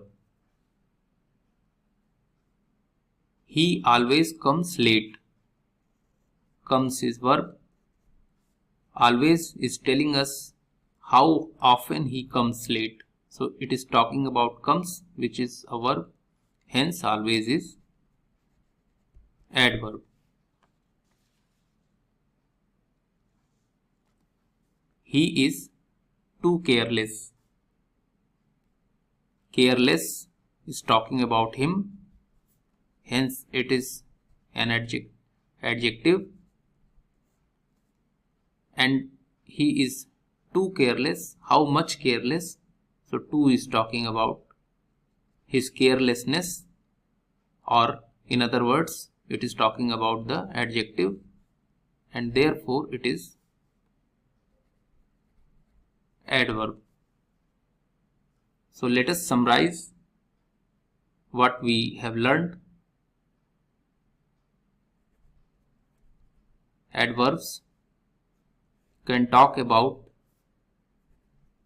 an adjective, they can talk about a verb, and they can also talk about another adverb.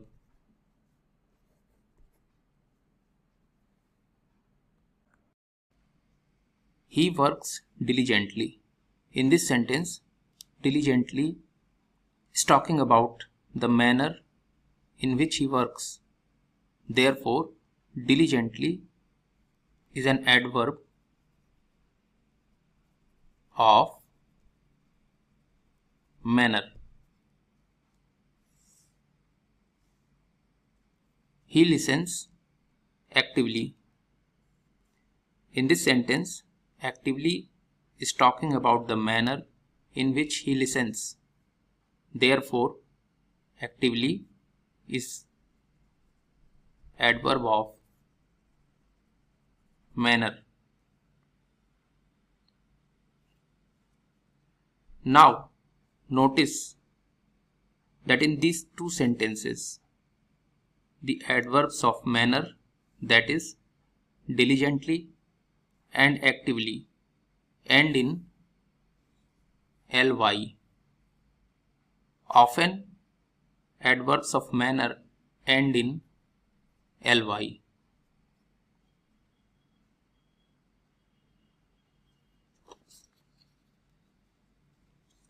However, it is not necessary that adverbs of manner must end in ly. For instance, look at this sentence. Hard is talking about the manner in which he works. Therefore, it is an adverb of manner. However, it does not end in ly.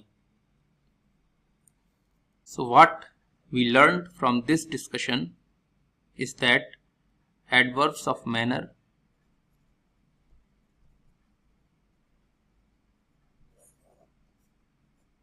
can end in ly and can also end without ly. However, in most sentences they end in ly.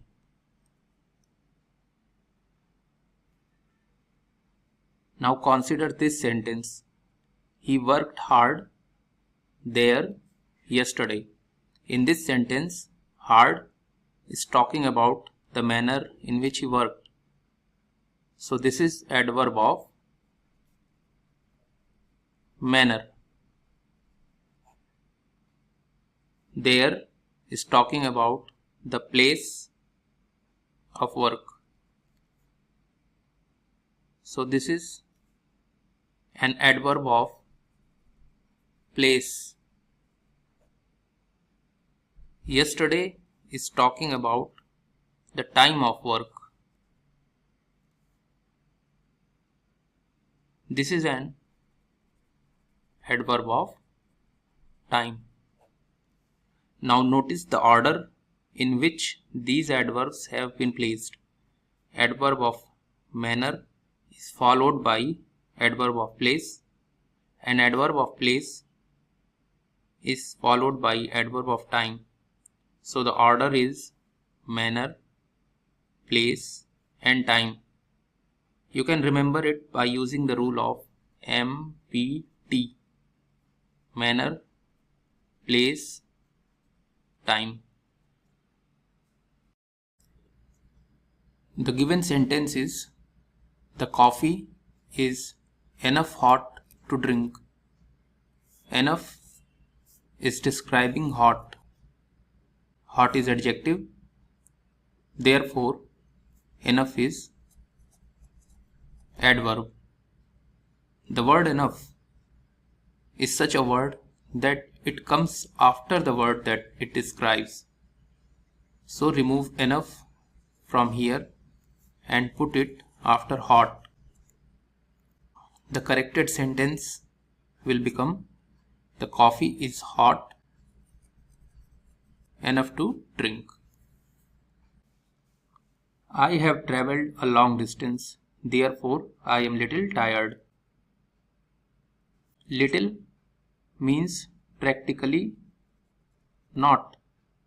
Someone has traveled a long distance and even then he is not tired is not logical. What the speaker wants to say is that he is somewhat tired. So we should remove little and supply a little. A little means a small quantity or somewhat. Now the sentence will be correct. I have traveled a long distance, therefore I am a little tired.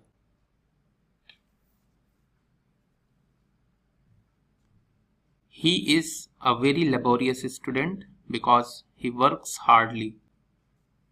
Hardly means scarcely, practically not.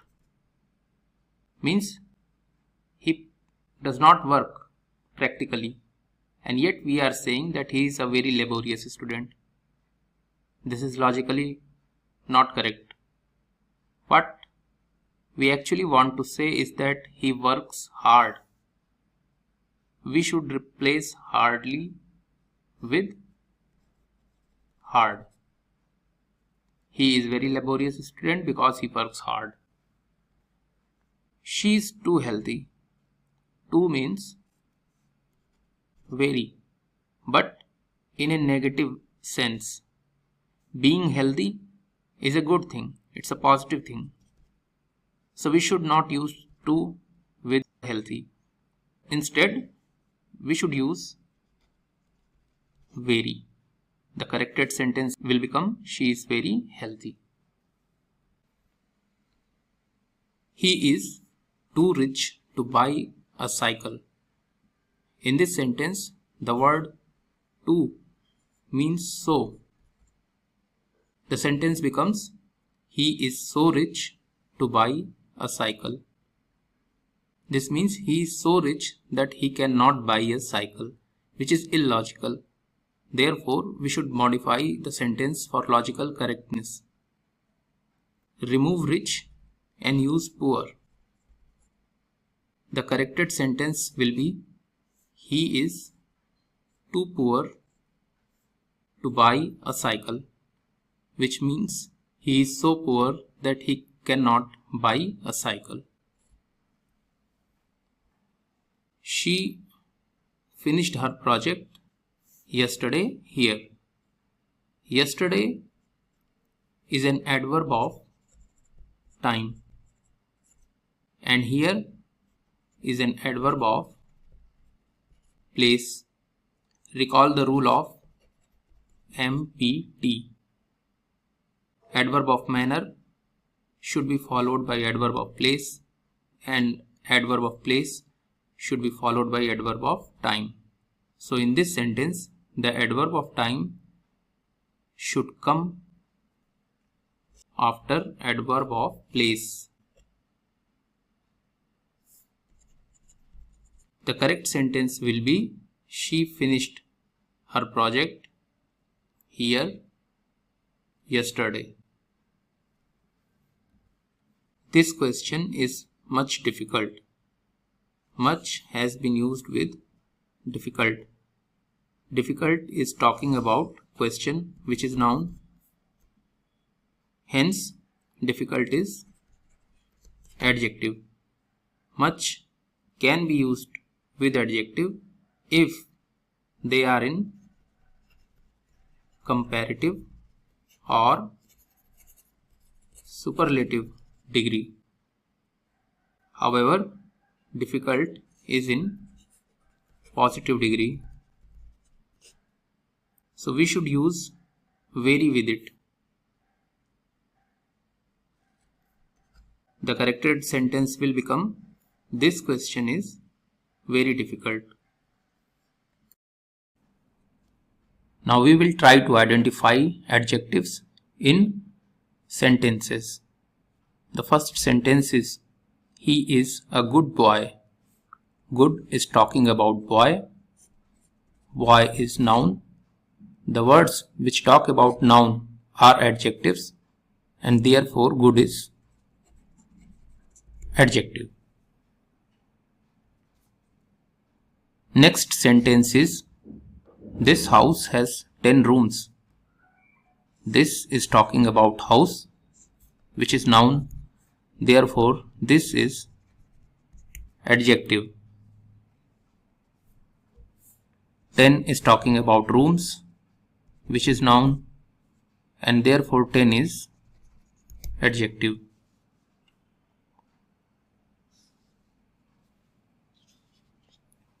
Her name is Julia. Her is talking about name, which is noun, and therefore her is adjective.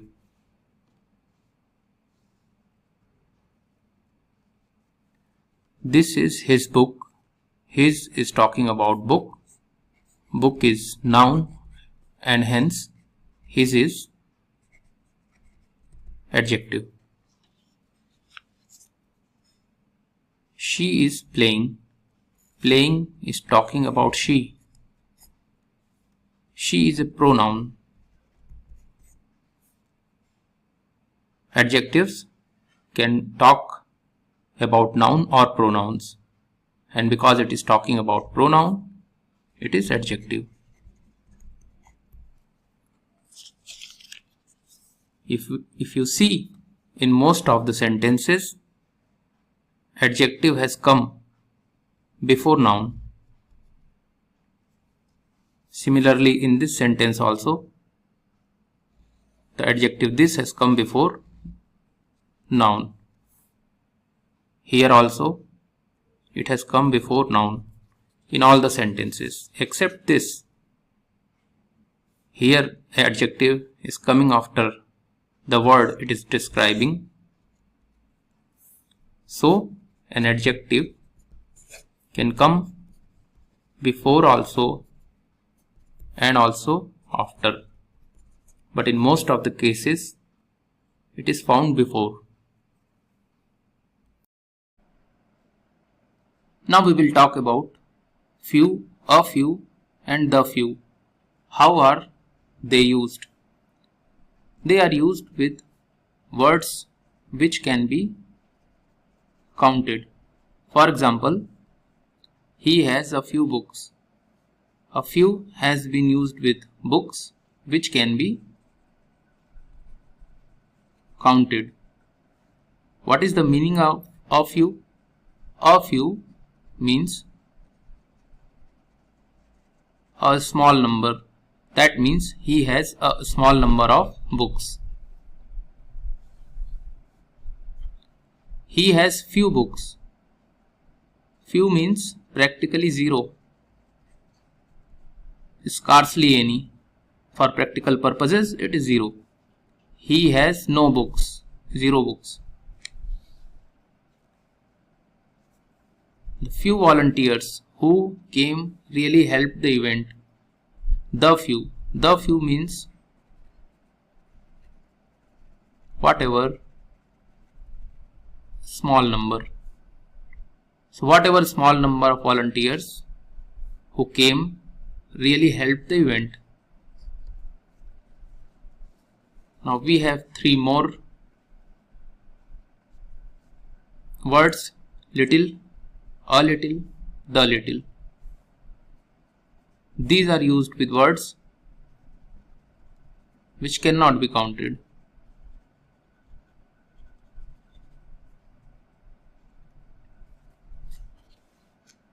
For example, there is a little milk in the bottle. A little has been used with milk, which cannot be counted. A little means we are talking about small quantity, means there is a small quantity of milk in the bottle.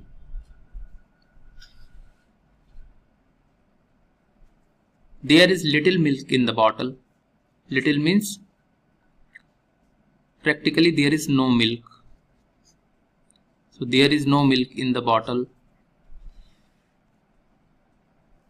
The little milk that was in the bottle has turned sour. The little means whatever small quantity. So whatever small quantity of milk was there in the bottle has turned sour. Now we will look at how adjectives are used for making comparison. Look at this sentence. John is wiser than James. Wiser is comparing the wisdom of John with wisdom of James. Therefore, wiser is comparing two things. The words that compare two things are said to be in comparative degree. Wiser is made from wise. Therefore, it is comparative degree of wise.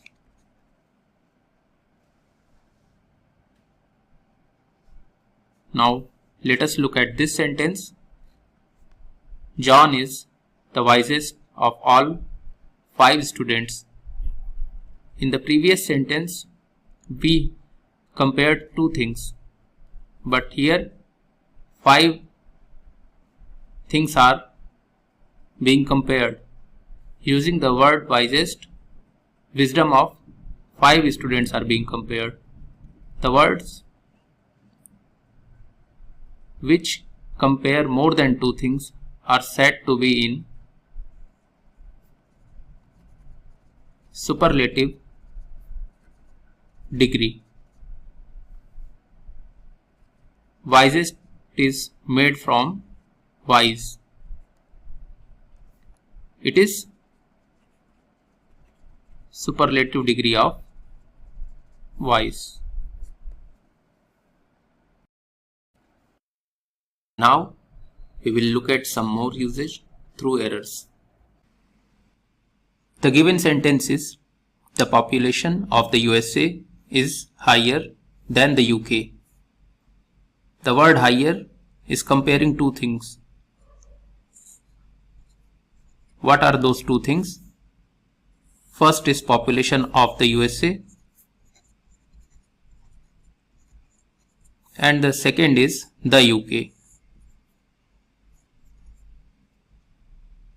Can we compare population of one country with the name of other country? No.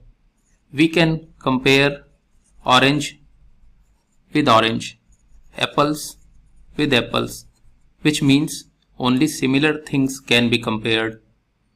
Therefore, population of USA should be compared with population of UK, and therefore we should supply the word population here, and the sentence will become the population of the USA is higher than the population of the UK. Now, because population is getting repeated once here and here, so we can remove one of them and replace it with that. That will refer back to the population which came earlier, and the correct sentence will become the population of the USA is higher than that of the UK. John is wiser than strong. Wiser is comparing two things. What are those two things? One is John and the other is strong. Can John and strong can be compared? No. So when same persons, two qualities, here wisdom and strength are being compared, we should not use this form of comparative degree, Instead of wiser, we should use more wise. So the sentence will become, John is more wise than strong. These kind of books are good for exams. These is talking about kind. Kind is noun and it is singular.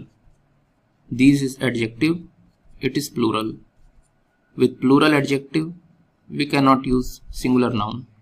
Both adjective and noun should either be singular or plural. So we should use S here. These kinds of books are good for exams. Or you can also use this kind of books, and instead of are, we can use is, good for exams. James has much books. Much is talking about books. Books can be counted. However, much can only be used with such words which cannot be counted. So we should remove much and use many in place of this. Many can be used with words which can be counted. So James has many books. There is a few milk in the bottle. A few is talking about milk. A few can only be used with words which can be counted. Milk cannot be counted, and therefore we cannot use a few. We want to say that there is a small quantity of milk in the bottle. So to say a small quantity which cannot be counted, we should use a little. James has few cows which give good quantity of milk. Few means practically zero. However, he is getting good quantity of milk. That means he has a small number of cows. To say a small number, we should use a few instead of few. Many soldiers were killed in World War II. Many is plural. However, when it is followed by a, its effect becomes singular, and the noun for which it is being applied should also be in singular number. So remove S from here, and this verb should agree with the subject. Make it was. Many a soldier was killed in the World War II. There are not some apples left in the basket. Some is talking about apples. What we want to say is that there are not a small quantity of apple left in the basket. However, some can only be used when the sentence is positive. For negative or interrogative sentences, we should use any. Remove some and supply any. There are not any apples left in the basket.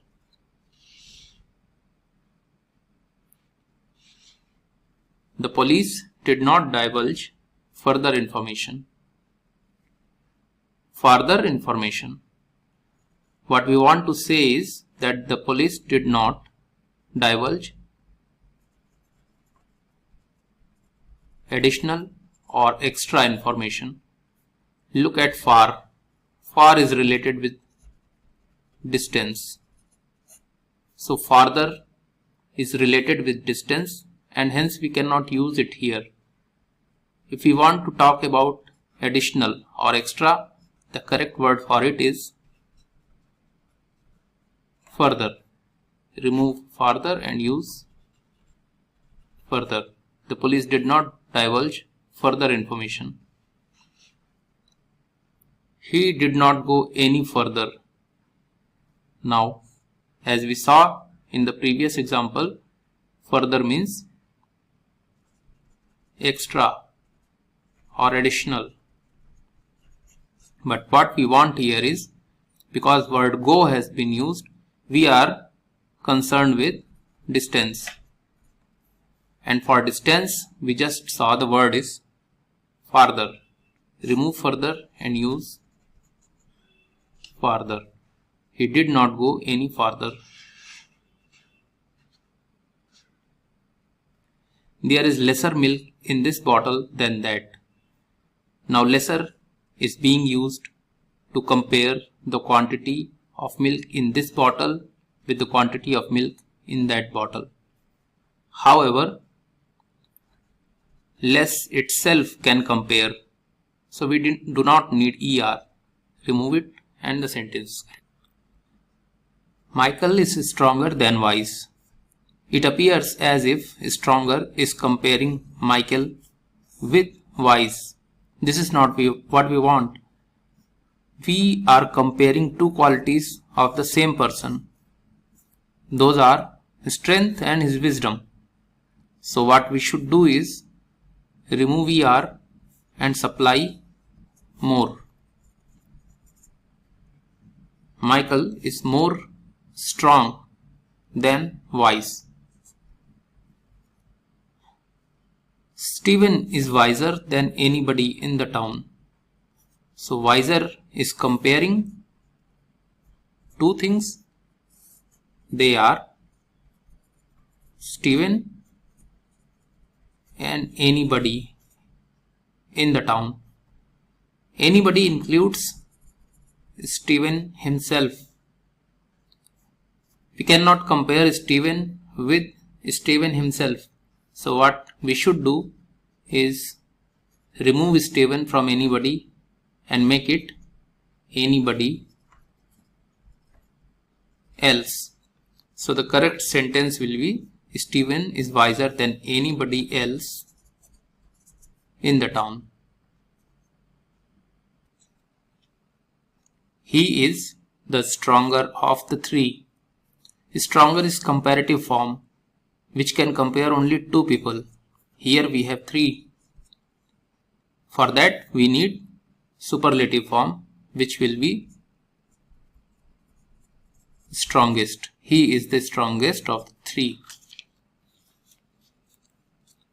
John is the wisest of the two. Only two people are here, so we need comparative form, which is wiser. James is junior than John. Junior is a word taken from Latin language. There are some words taken from the Latin. There are some words taken from Latin language which do not take than after them. We use to. James is junior to John. Similarly, I am senior than Andrew. The correct sentence will be I am senior to Andrew.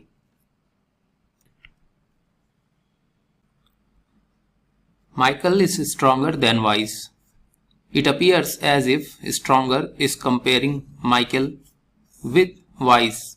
This is not what we want.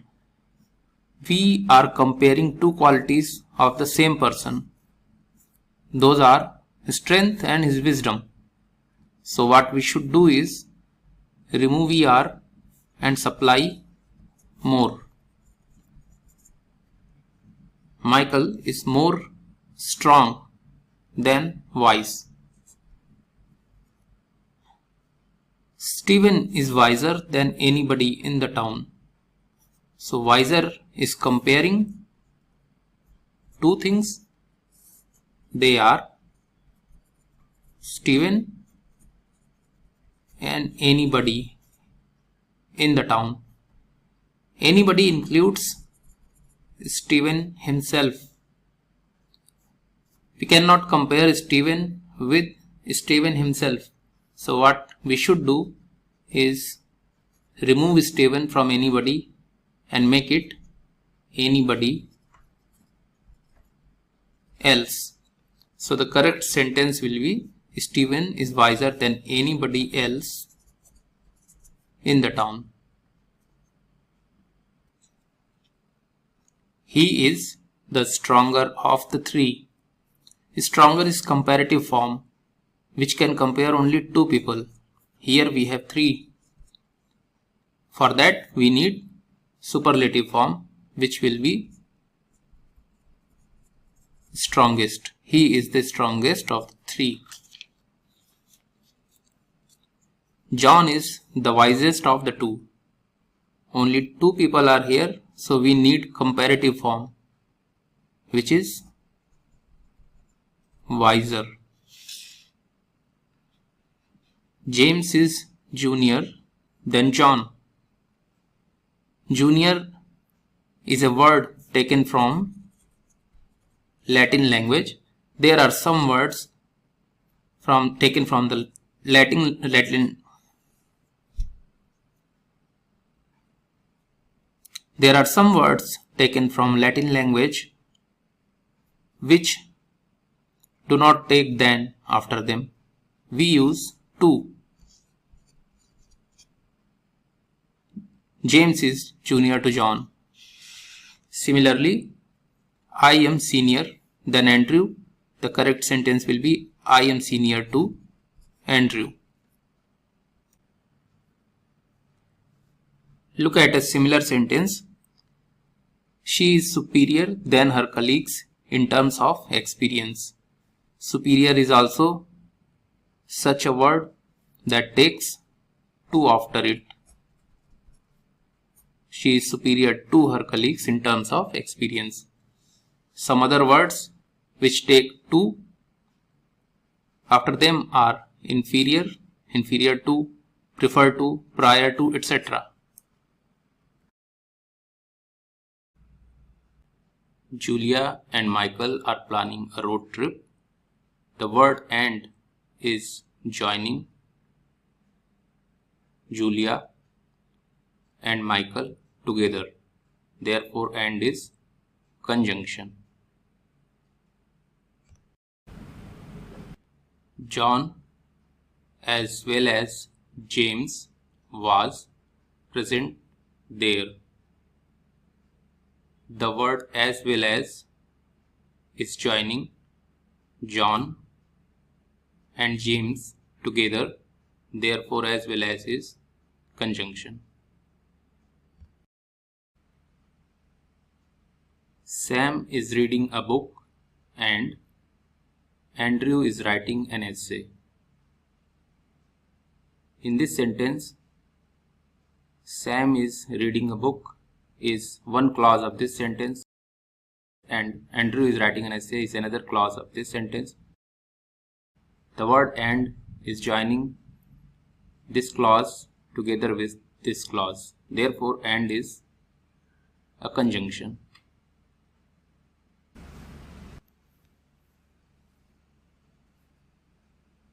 I like both tea and coffee. In this sentence, both and are helping to join tea and coffee together.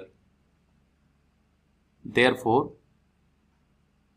this pair of both and is acting as a conjunction. The word both comes together with and, which means they occur in pair. Either she or he is guilty. The words she and he have been added together with the help of the words either or. Therefore, either or is acting as conjunction. The words either or also occur in pair. He met neither Michael nor Robert. The words Michael and Robert have been added together with the help of words neither nor. Therefore, neither nor are acting as conjunction. Neither nor also come in pair. Those conjunctions coming in pair are called correlatives. We will look at them afterwards. Let us look at some usage. Now we will talk about correlatives. Consider this sentence. I like both tea and coffee. Here, both and tea have come together. These two words come together. Therefore, they are called correlatives. After both, the word tea is coming, which is noun, and after and, the word coffee is coming, which is also a noun, which means that we should use same part of speech after both as well as after and. Either she or he is guilty. Either and or come together and they are correlatives. After either we have the word she, which is a pronoun. After or we have the word he, which is also a pronoun, and therefore we should use same part of speech after either as well as after or. He met neither Michael nor Robert. Neither and nor have come together. Therefore, they are correlatives. After neither, we have a noun, and after nor also we have a noun, which means we should use same part of speech here also after neither as well as nor. He is known as much for his bravery as for his honesty. As much comes together with as, and therefore they are called correlatives. After as much we have used for, which is a preposition, and after as we have used the word for, which is also a preposition, and therefore we should use same part of speech after as much as well as after as.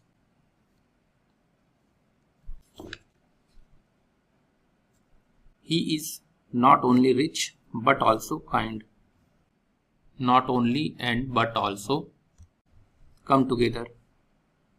They are correlatives. After not only we have the word rich, which is adjective, and after but also we have the word kind, which is also adjective, which means again we should use same part of speech after not only and but also. Now consider these two sentences. No sooner had he sat down to eat than the phone rang. No sooner and then come together. They are correlatives. However, look at after no sooner. We have the word had, which is a verb, and after that we have the word the, which is an article. An article is an adjective. So we have a verb after no sooner and adjective after then, which means it is not necessary to have same part of speech after no sooner and then. Scarcely had I closed my eyes when the alarm clock went off. Scarcely and when have come together. They are correlatives. However, after scarcely we have the word had, which is a verb. After when we have the word the, which is an adjective. Again here we do not have same part of speech as like before. We do not have same part of speech.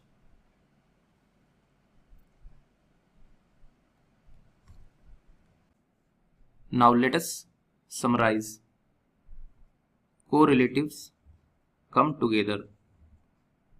The part of speech that comes after the first word should be the same part of speech that will come after the second word. Correlatives which follow this rule are both and, neither nor, either or, as much as, not only but also. Correlatives for which following this rule is not necessary are no sooner, scarcely when. A thing cannot be both true as well as false at the same time. With both we use and, so remove as well as and use and the correct sentence is a thing cannot be both true and false at the same time. He has lived both in England and France. With both and is used, which is correct. After both, the word that has come is in, which is a preposition. After and, the word that has come is France, which is a noun. We should have same parts of speech after both and. So we can correct this sentence by removing this in and put it before both. Now we have a noun after both as well as and. So the correct sentence is he has lived in both England and France. No sooner had he reached the classroom when the lecture started. With no sooner we use then, because here is some kind of comparative degree. So remove when and use then. The correct sentence is no sooner had he reached the classroom than the lecture started. Hardly had David left the town than it began to rain. With hardly we use when. So remove then and use when. And the correct sentence is hardly had David left the town when it began to rain. He neither or neither invited William nor Henry. With neither we use nor. Remove not and use nor. He neither invited William nor Henry. They will not participate nor support the event. With nor we require neither. So remove not and use neither. They will neither participate nor support the event. Work hard like he does. Work hard is one clause of this sentence and he does is another clause. These two have been joined using like, which is a preposition. We cannot join two clauses using a preposition. We need a conjunction. So use as and remove like. Correct sentence is work hard as he does. I will wait here unless you come back from your office. Look at the word wait. It has an element of time in this. For expressing time, the correct word will be until. Remove unless and use until. And the correct sentence is I will wait here until you come back from your office. We will look at how noun is used in possessive case. Consider this sentence.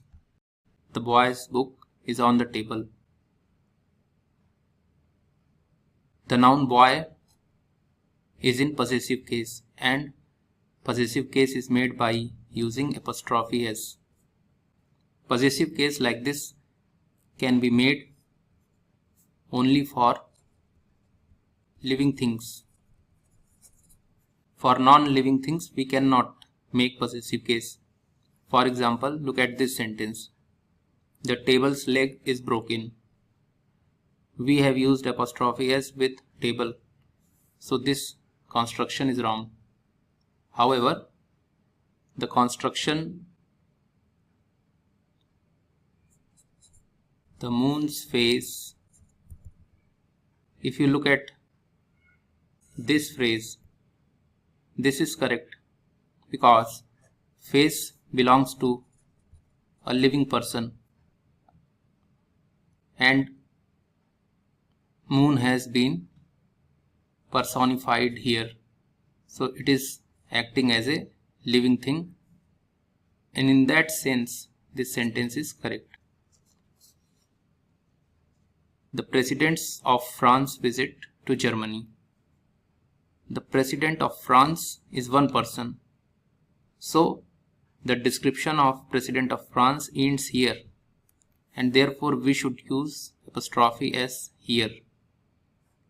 So the correct sentence is the president of France's visit to Germany. John's story means the story written by John. John and Michael's story means John and Michael have jointly written this story. Look at the word story. Singular form has been used, means there is one story. John's and Michael's stories. Now here we have apostrophe s with both John and Michael, which means John's story is different and Michael's story is different. Mark Twain's, the writer, stories are very entertaining. Mark Twain, the writer, the description ends here, so we should use the apostrophe at this point and remove from here. Mark Twain, the writer's stories are very entertaining. Now we will learn about singular and plural forms of noun. Let's look at this sentence. The cattle are grazing in the field. The word cattle is noun. Its form is singular because no s or es has been used at the end. The verb that has been used with it is are, which is a plural verb. Therefore, the noun cattle is used as a plural noun, which means its form is singular, but it is used as a plural noun. Now take this sentence. The news is good. The word news is noun. Its form is plural because we have an S here. It has been used with the verb is, which is a singular verb, which means the word news has been used as a singular noun. Hence, the word news has plural form and singular use. Now we have a sentence. Where are your spectacles? Spectacles is noun. Its form is plural because we have es added to it. The verb that is used with it is are, which is a plural verb, and hence it has been used as a plural noun. Therefore, spectacle has plural form and plural use. Our next sentence is, the information provided here is very detailed. Information is noun. Its form is singular because no s or es is used at the end. It is used with the verb is, which is singular, and therefore information is used as a singular noun, and hence the form of information is singular and use is also singular. Now let's summarize. There are four possibilities: singular form, plural use, plural in form, singular in use, plural in form, plural in use, singular in form, singular in use. We have seen these sentences just now.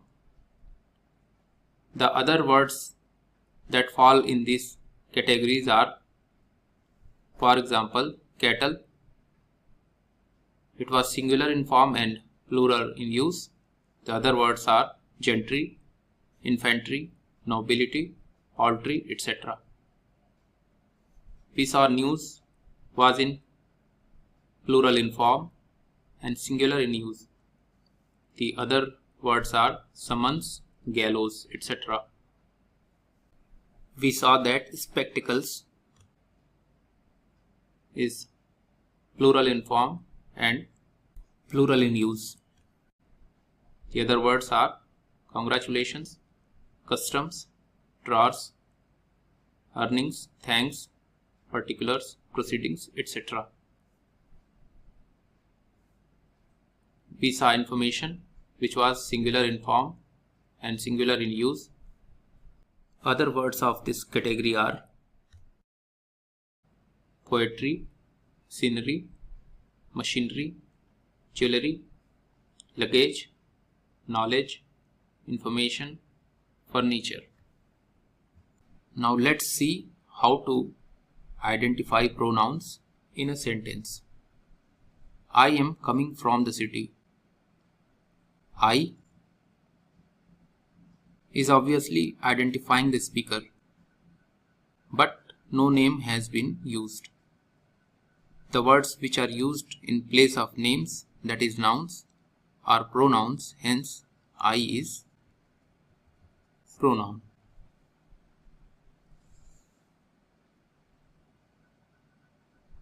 She enjoys reading in her free time. She is used for identifying a person, but no name is given. Therefore, it is a pronoun. It was a beautiful day for a picnic. This sentence ends in a full stop. Was is the verb telling us time. Let's move before it and look for the subject. Only one word is available. It should be our subject. A subject can be either noun or pronoun. No name is given, hence it is not noun. Therefore, it is pronoun. Neither or neither of the two candidates turned up for the interview. Turned up is our action verb. Let's move before it and try to find the subject. Everything or anything coming after this preposition of cannot be subject. We move still further and there is only one word available. This has to be the subject. A subject can be either noun or pronoun. No name is given, so it is not noun, it is pronoun. Now let's look at this sentence. Who are you? Who is used for identifying someone and no name has been given, and therefore it should be pronoun. I am reading a book. It is very interesting. What we want to say is, I am reading a book. The book is very interesting. But the word book is getting repeated. So to avoid this repetition, we are using it. Therefore, it is being used in place of book, which is a noun. The words that are used in place of a noun are pronoun, hence it is pronoun. Because it is used in place of book, book is said to be the antecedent of it. This is the boy who won the prize. This is the boy is one clause of this sentence, and who won the prize is the other clause. In this clause, let's try to find the subject. Here is our action verb. Let's move before it and try to find the subject. Only one word is available, which is who. Therefore, it is subject. It can be either noun or pronoun. No name is given, so it is not noun, and hence it is pronoun.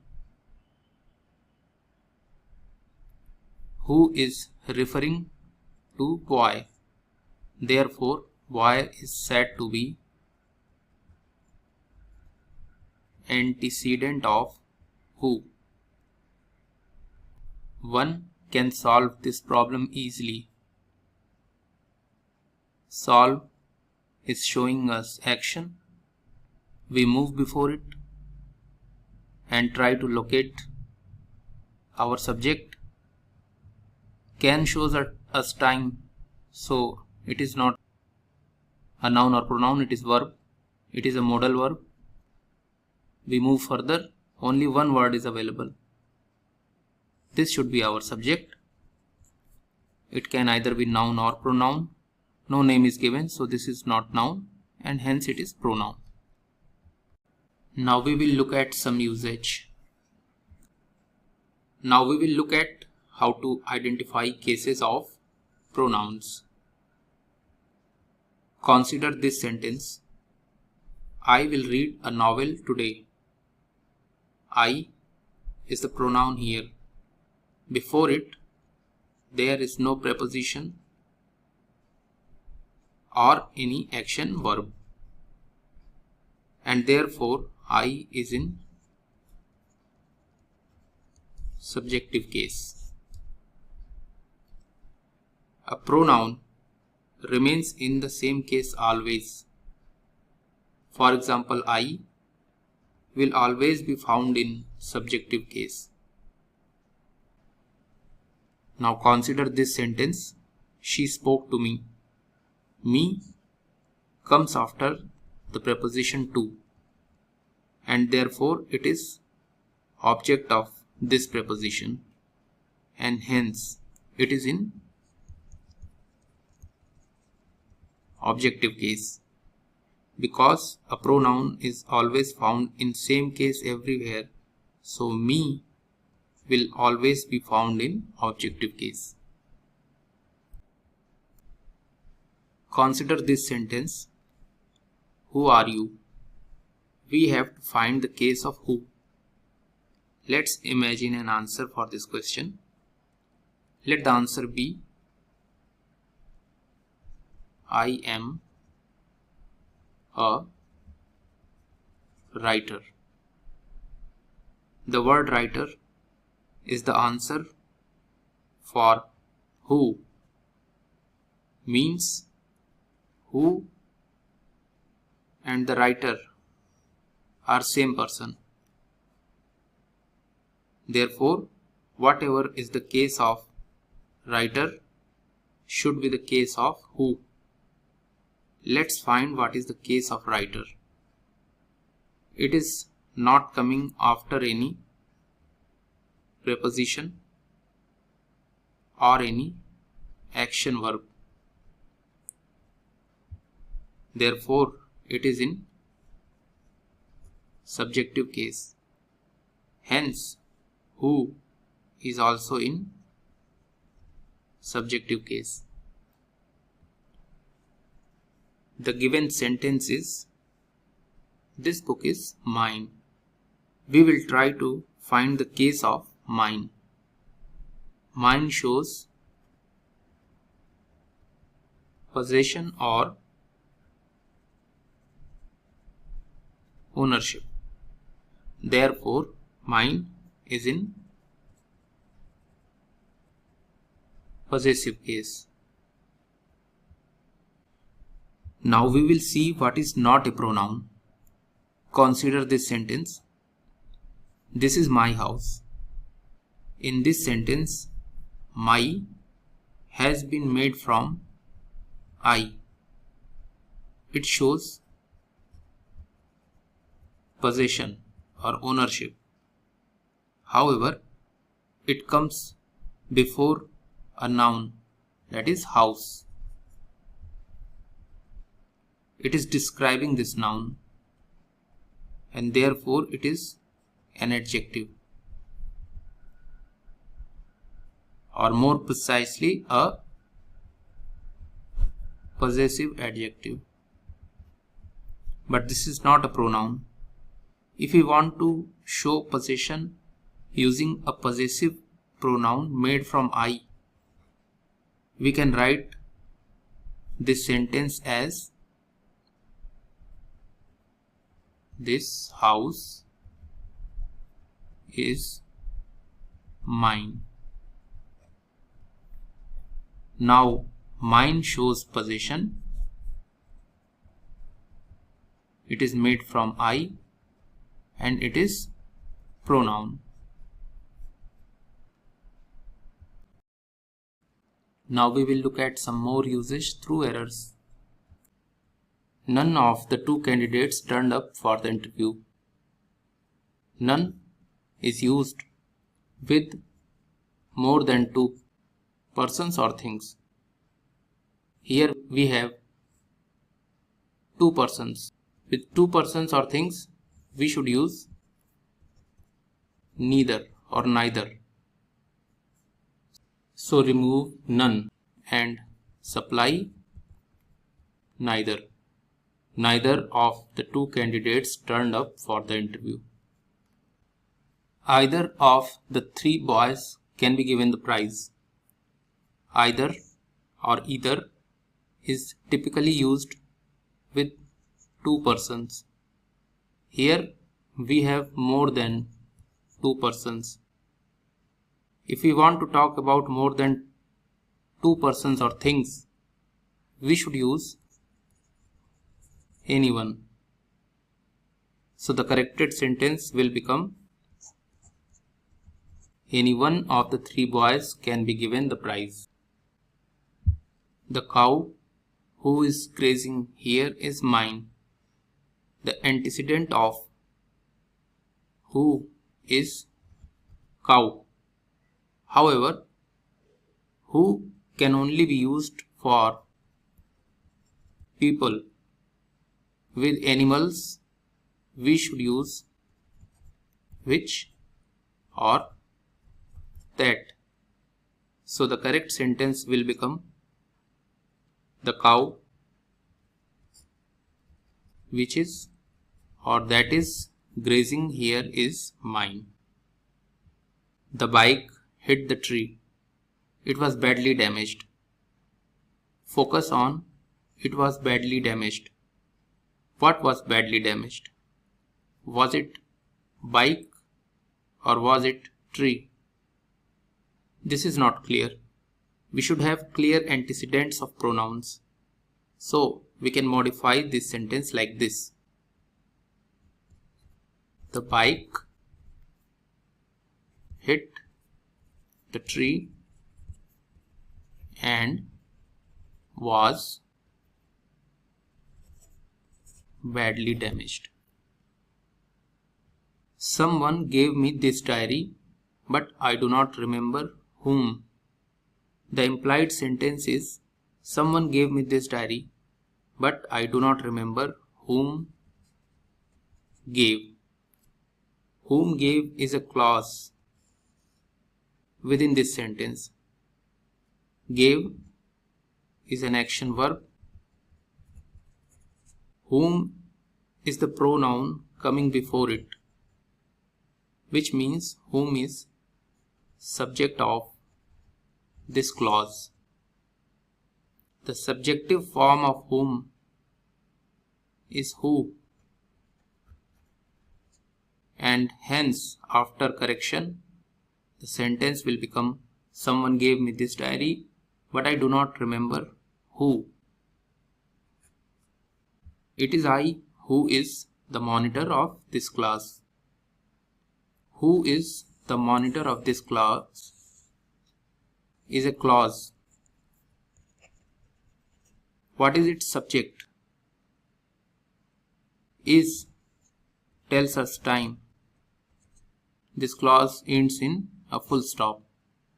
So to locate the subject, we go before the verb that is telling us time and we find who. This is the subject. This subject should agree with its verb is. But how do we know that who is in agreement with is? Who and I are the same person because I is antecedent of who. We use am with I, and because these two words are same, I and who are same, so we should also use am with who in this case. So the correct sentence is, it is I who am the monitor of this class. One should respect his country. When one is used, we should use it throughout the sentence. So we should remove his and use the possessive form of one, which is one's. The correct sentence is, one should respect one's country. Let's focus on this sentence. It is him who is guilty. Look at him. Before him, there is no action verb. there is also no preposition, which means him should be in subjective case. The subjective case of him is he. Hence, replace him with he. Now the correct sentence is, it is he who is guilty. Now let us look at this sentence. We do not know whom they are. In this sentence, there are two clauses. First is, we do not know, and the second is, whom they are. Now focus on whom. We will try to find the case of whom.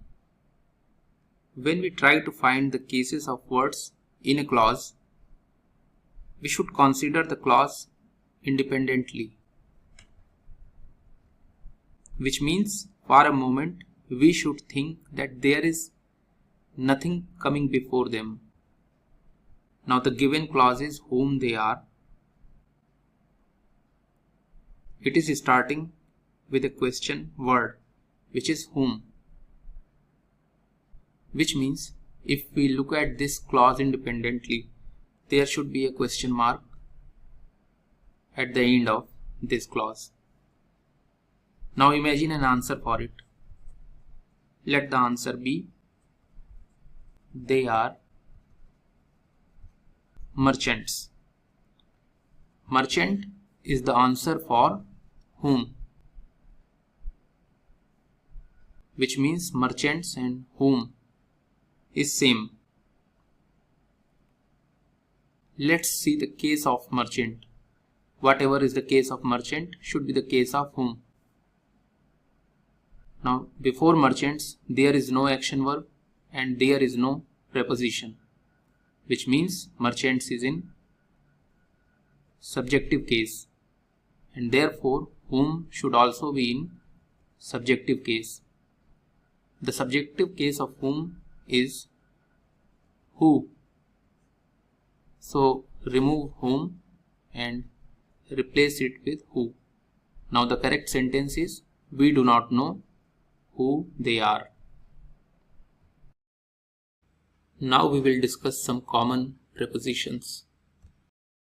She went in the room or she went into the room. When something enters a place with speed, we should use into. She went into the room. She is in the room or into the room. In this sentence, there is no indication of speed or movement. Therefore, we should not use into.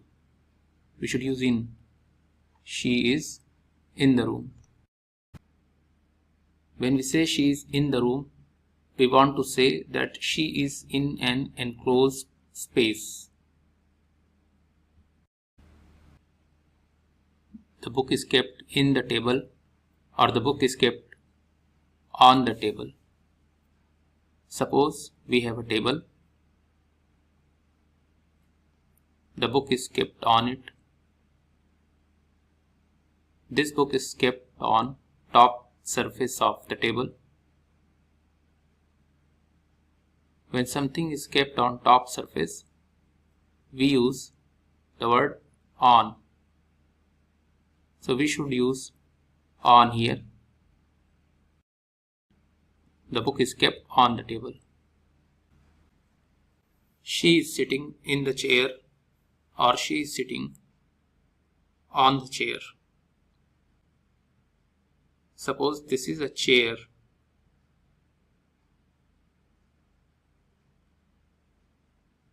This is the top surface of the chair. People don't sit on the top surface, so we cannot use on here. We should use in. Therefore, she is sitting in the chair. He walked to the end of the street or He walked till the end of the street. We use till when we have to talk about time. In this sentence, there is no indication of time. So, we should not use till.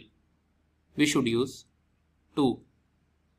So, the correct sentence is he walked to the end of the street. He slept to 10 o'clock or till 10 o'clock.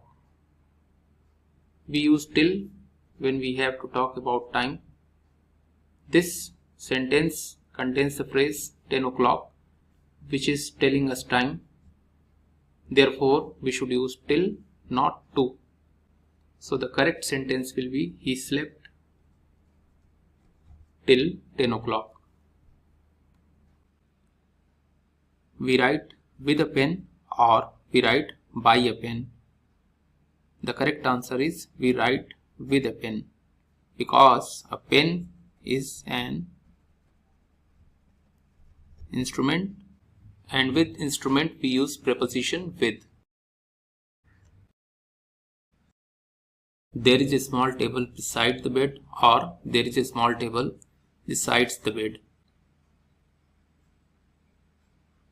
Besides means in addition to or extra, whereas beside means next to. That is, it talks about position. Therefore, the word beside is more suitable here. The meaning of this sentence is that there is a small table next to the bed. So the correct sentence is there is a small table beside the bed. Beside English, she speaks French and German, or besides English, she speaks French and German. As we saw earlier, besides means in addition to or extra, and beside means next to. In this sentence, there is no reference of any position. The meaning of this sentence is that in addition to English, she speaks French and German. Therefore, use besides. So, the correct sentence is besides English, she speaks French and German. We stayed in Berlin for 4 days, or we stayed at Berlin for 4 days. Berlin is a city which is a big geographical area. With a big geographical area such as city, we should use in, and we should use in here. So the correct sentence is we stayed in Berlin for 4 days. We stayed in the hotel during our vacation, or we stayed at the hotel during our vacation. Hotel is not a big geographical area. It is considered a point, and with small geographical areas considered as points, we should use at. So the correct sentence will be we stayed at the hotel during our vacation. Now we will look at some words which are followed by prepositions.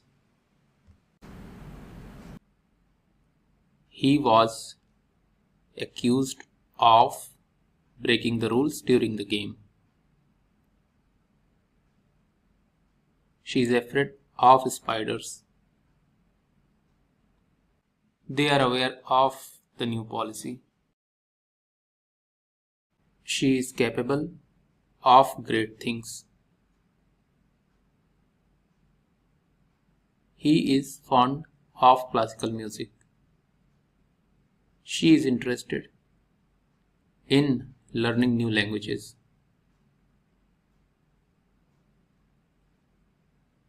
He is responsible for the project. I am tired of waiting. He is good at mathematics.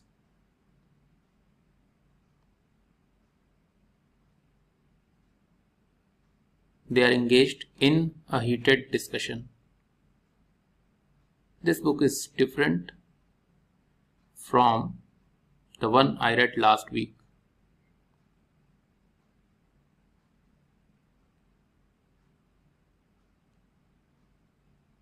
She is married to a famous actor. He is pleased with the results. This band is popular with teenagers. She is worried about her exam results. He is addicted to video games. She apologized for her mistake.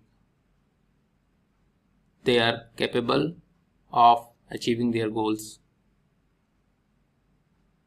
She is confident in her abilities. He is dedicated to his work. She is excited about the trip. He is famous for his paintings. They are known for their generosity. He is opposed to the new law. They are proud of their accomplishments. She is satisfied with her job. He is terrified of heights. They are thankful for the support. Now we will talk about phrase prepositions, also known as prepositional phrases. A phrase is a group of words. So those group of words which act as a preposition are called phrase prepositions. Now consider this sentence. The car is parked in front of the building. In this sentence, the word building is noun. The phrase in front of is coming before building.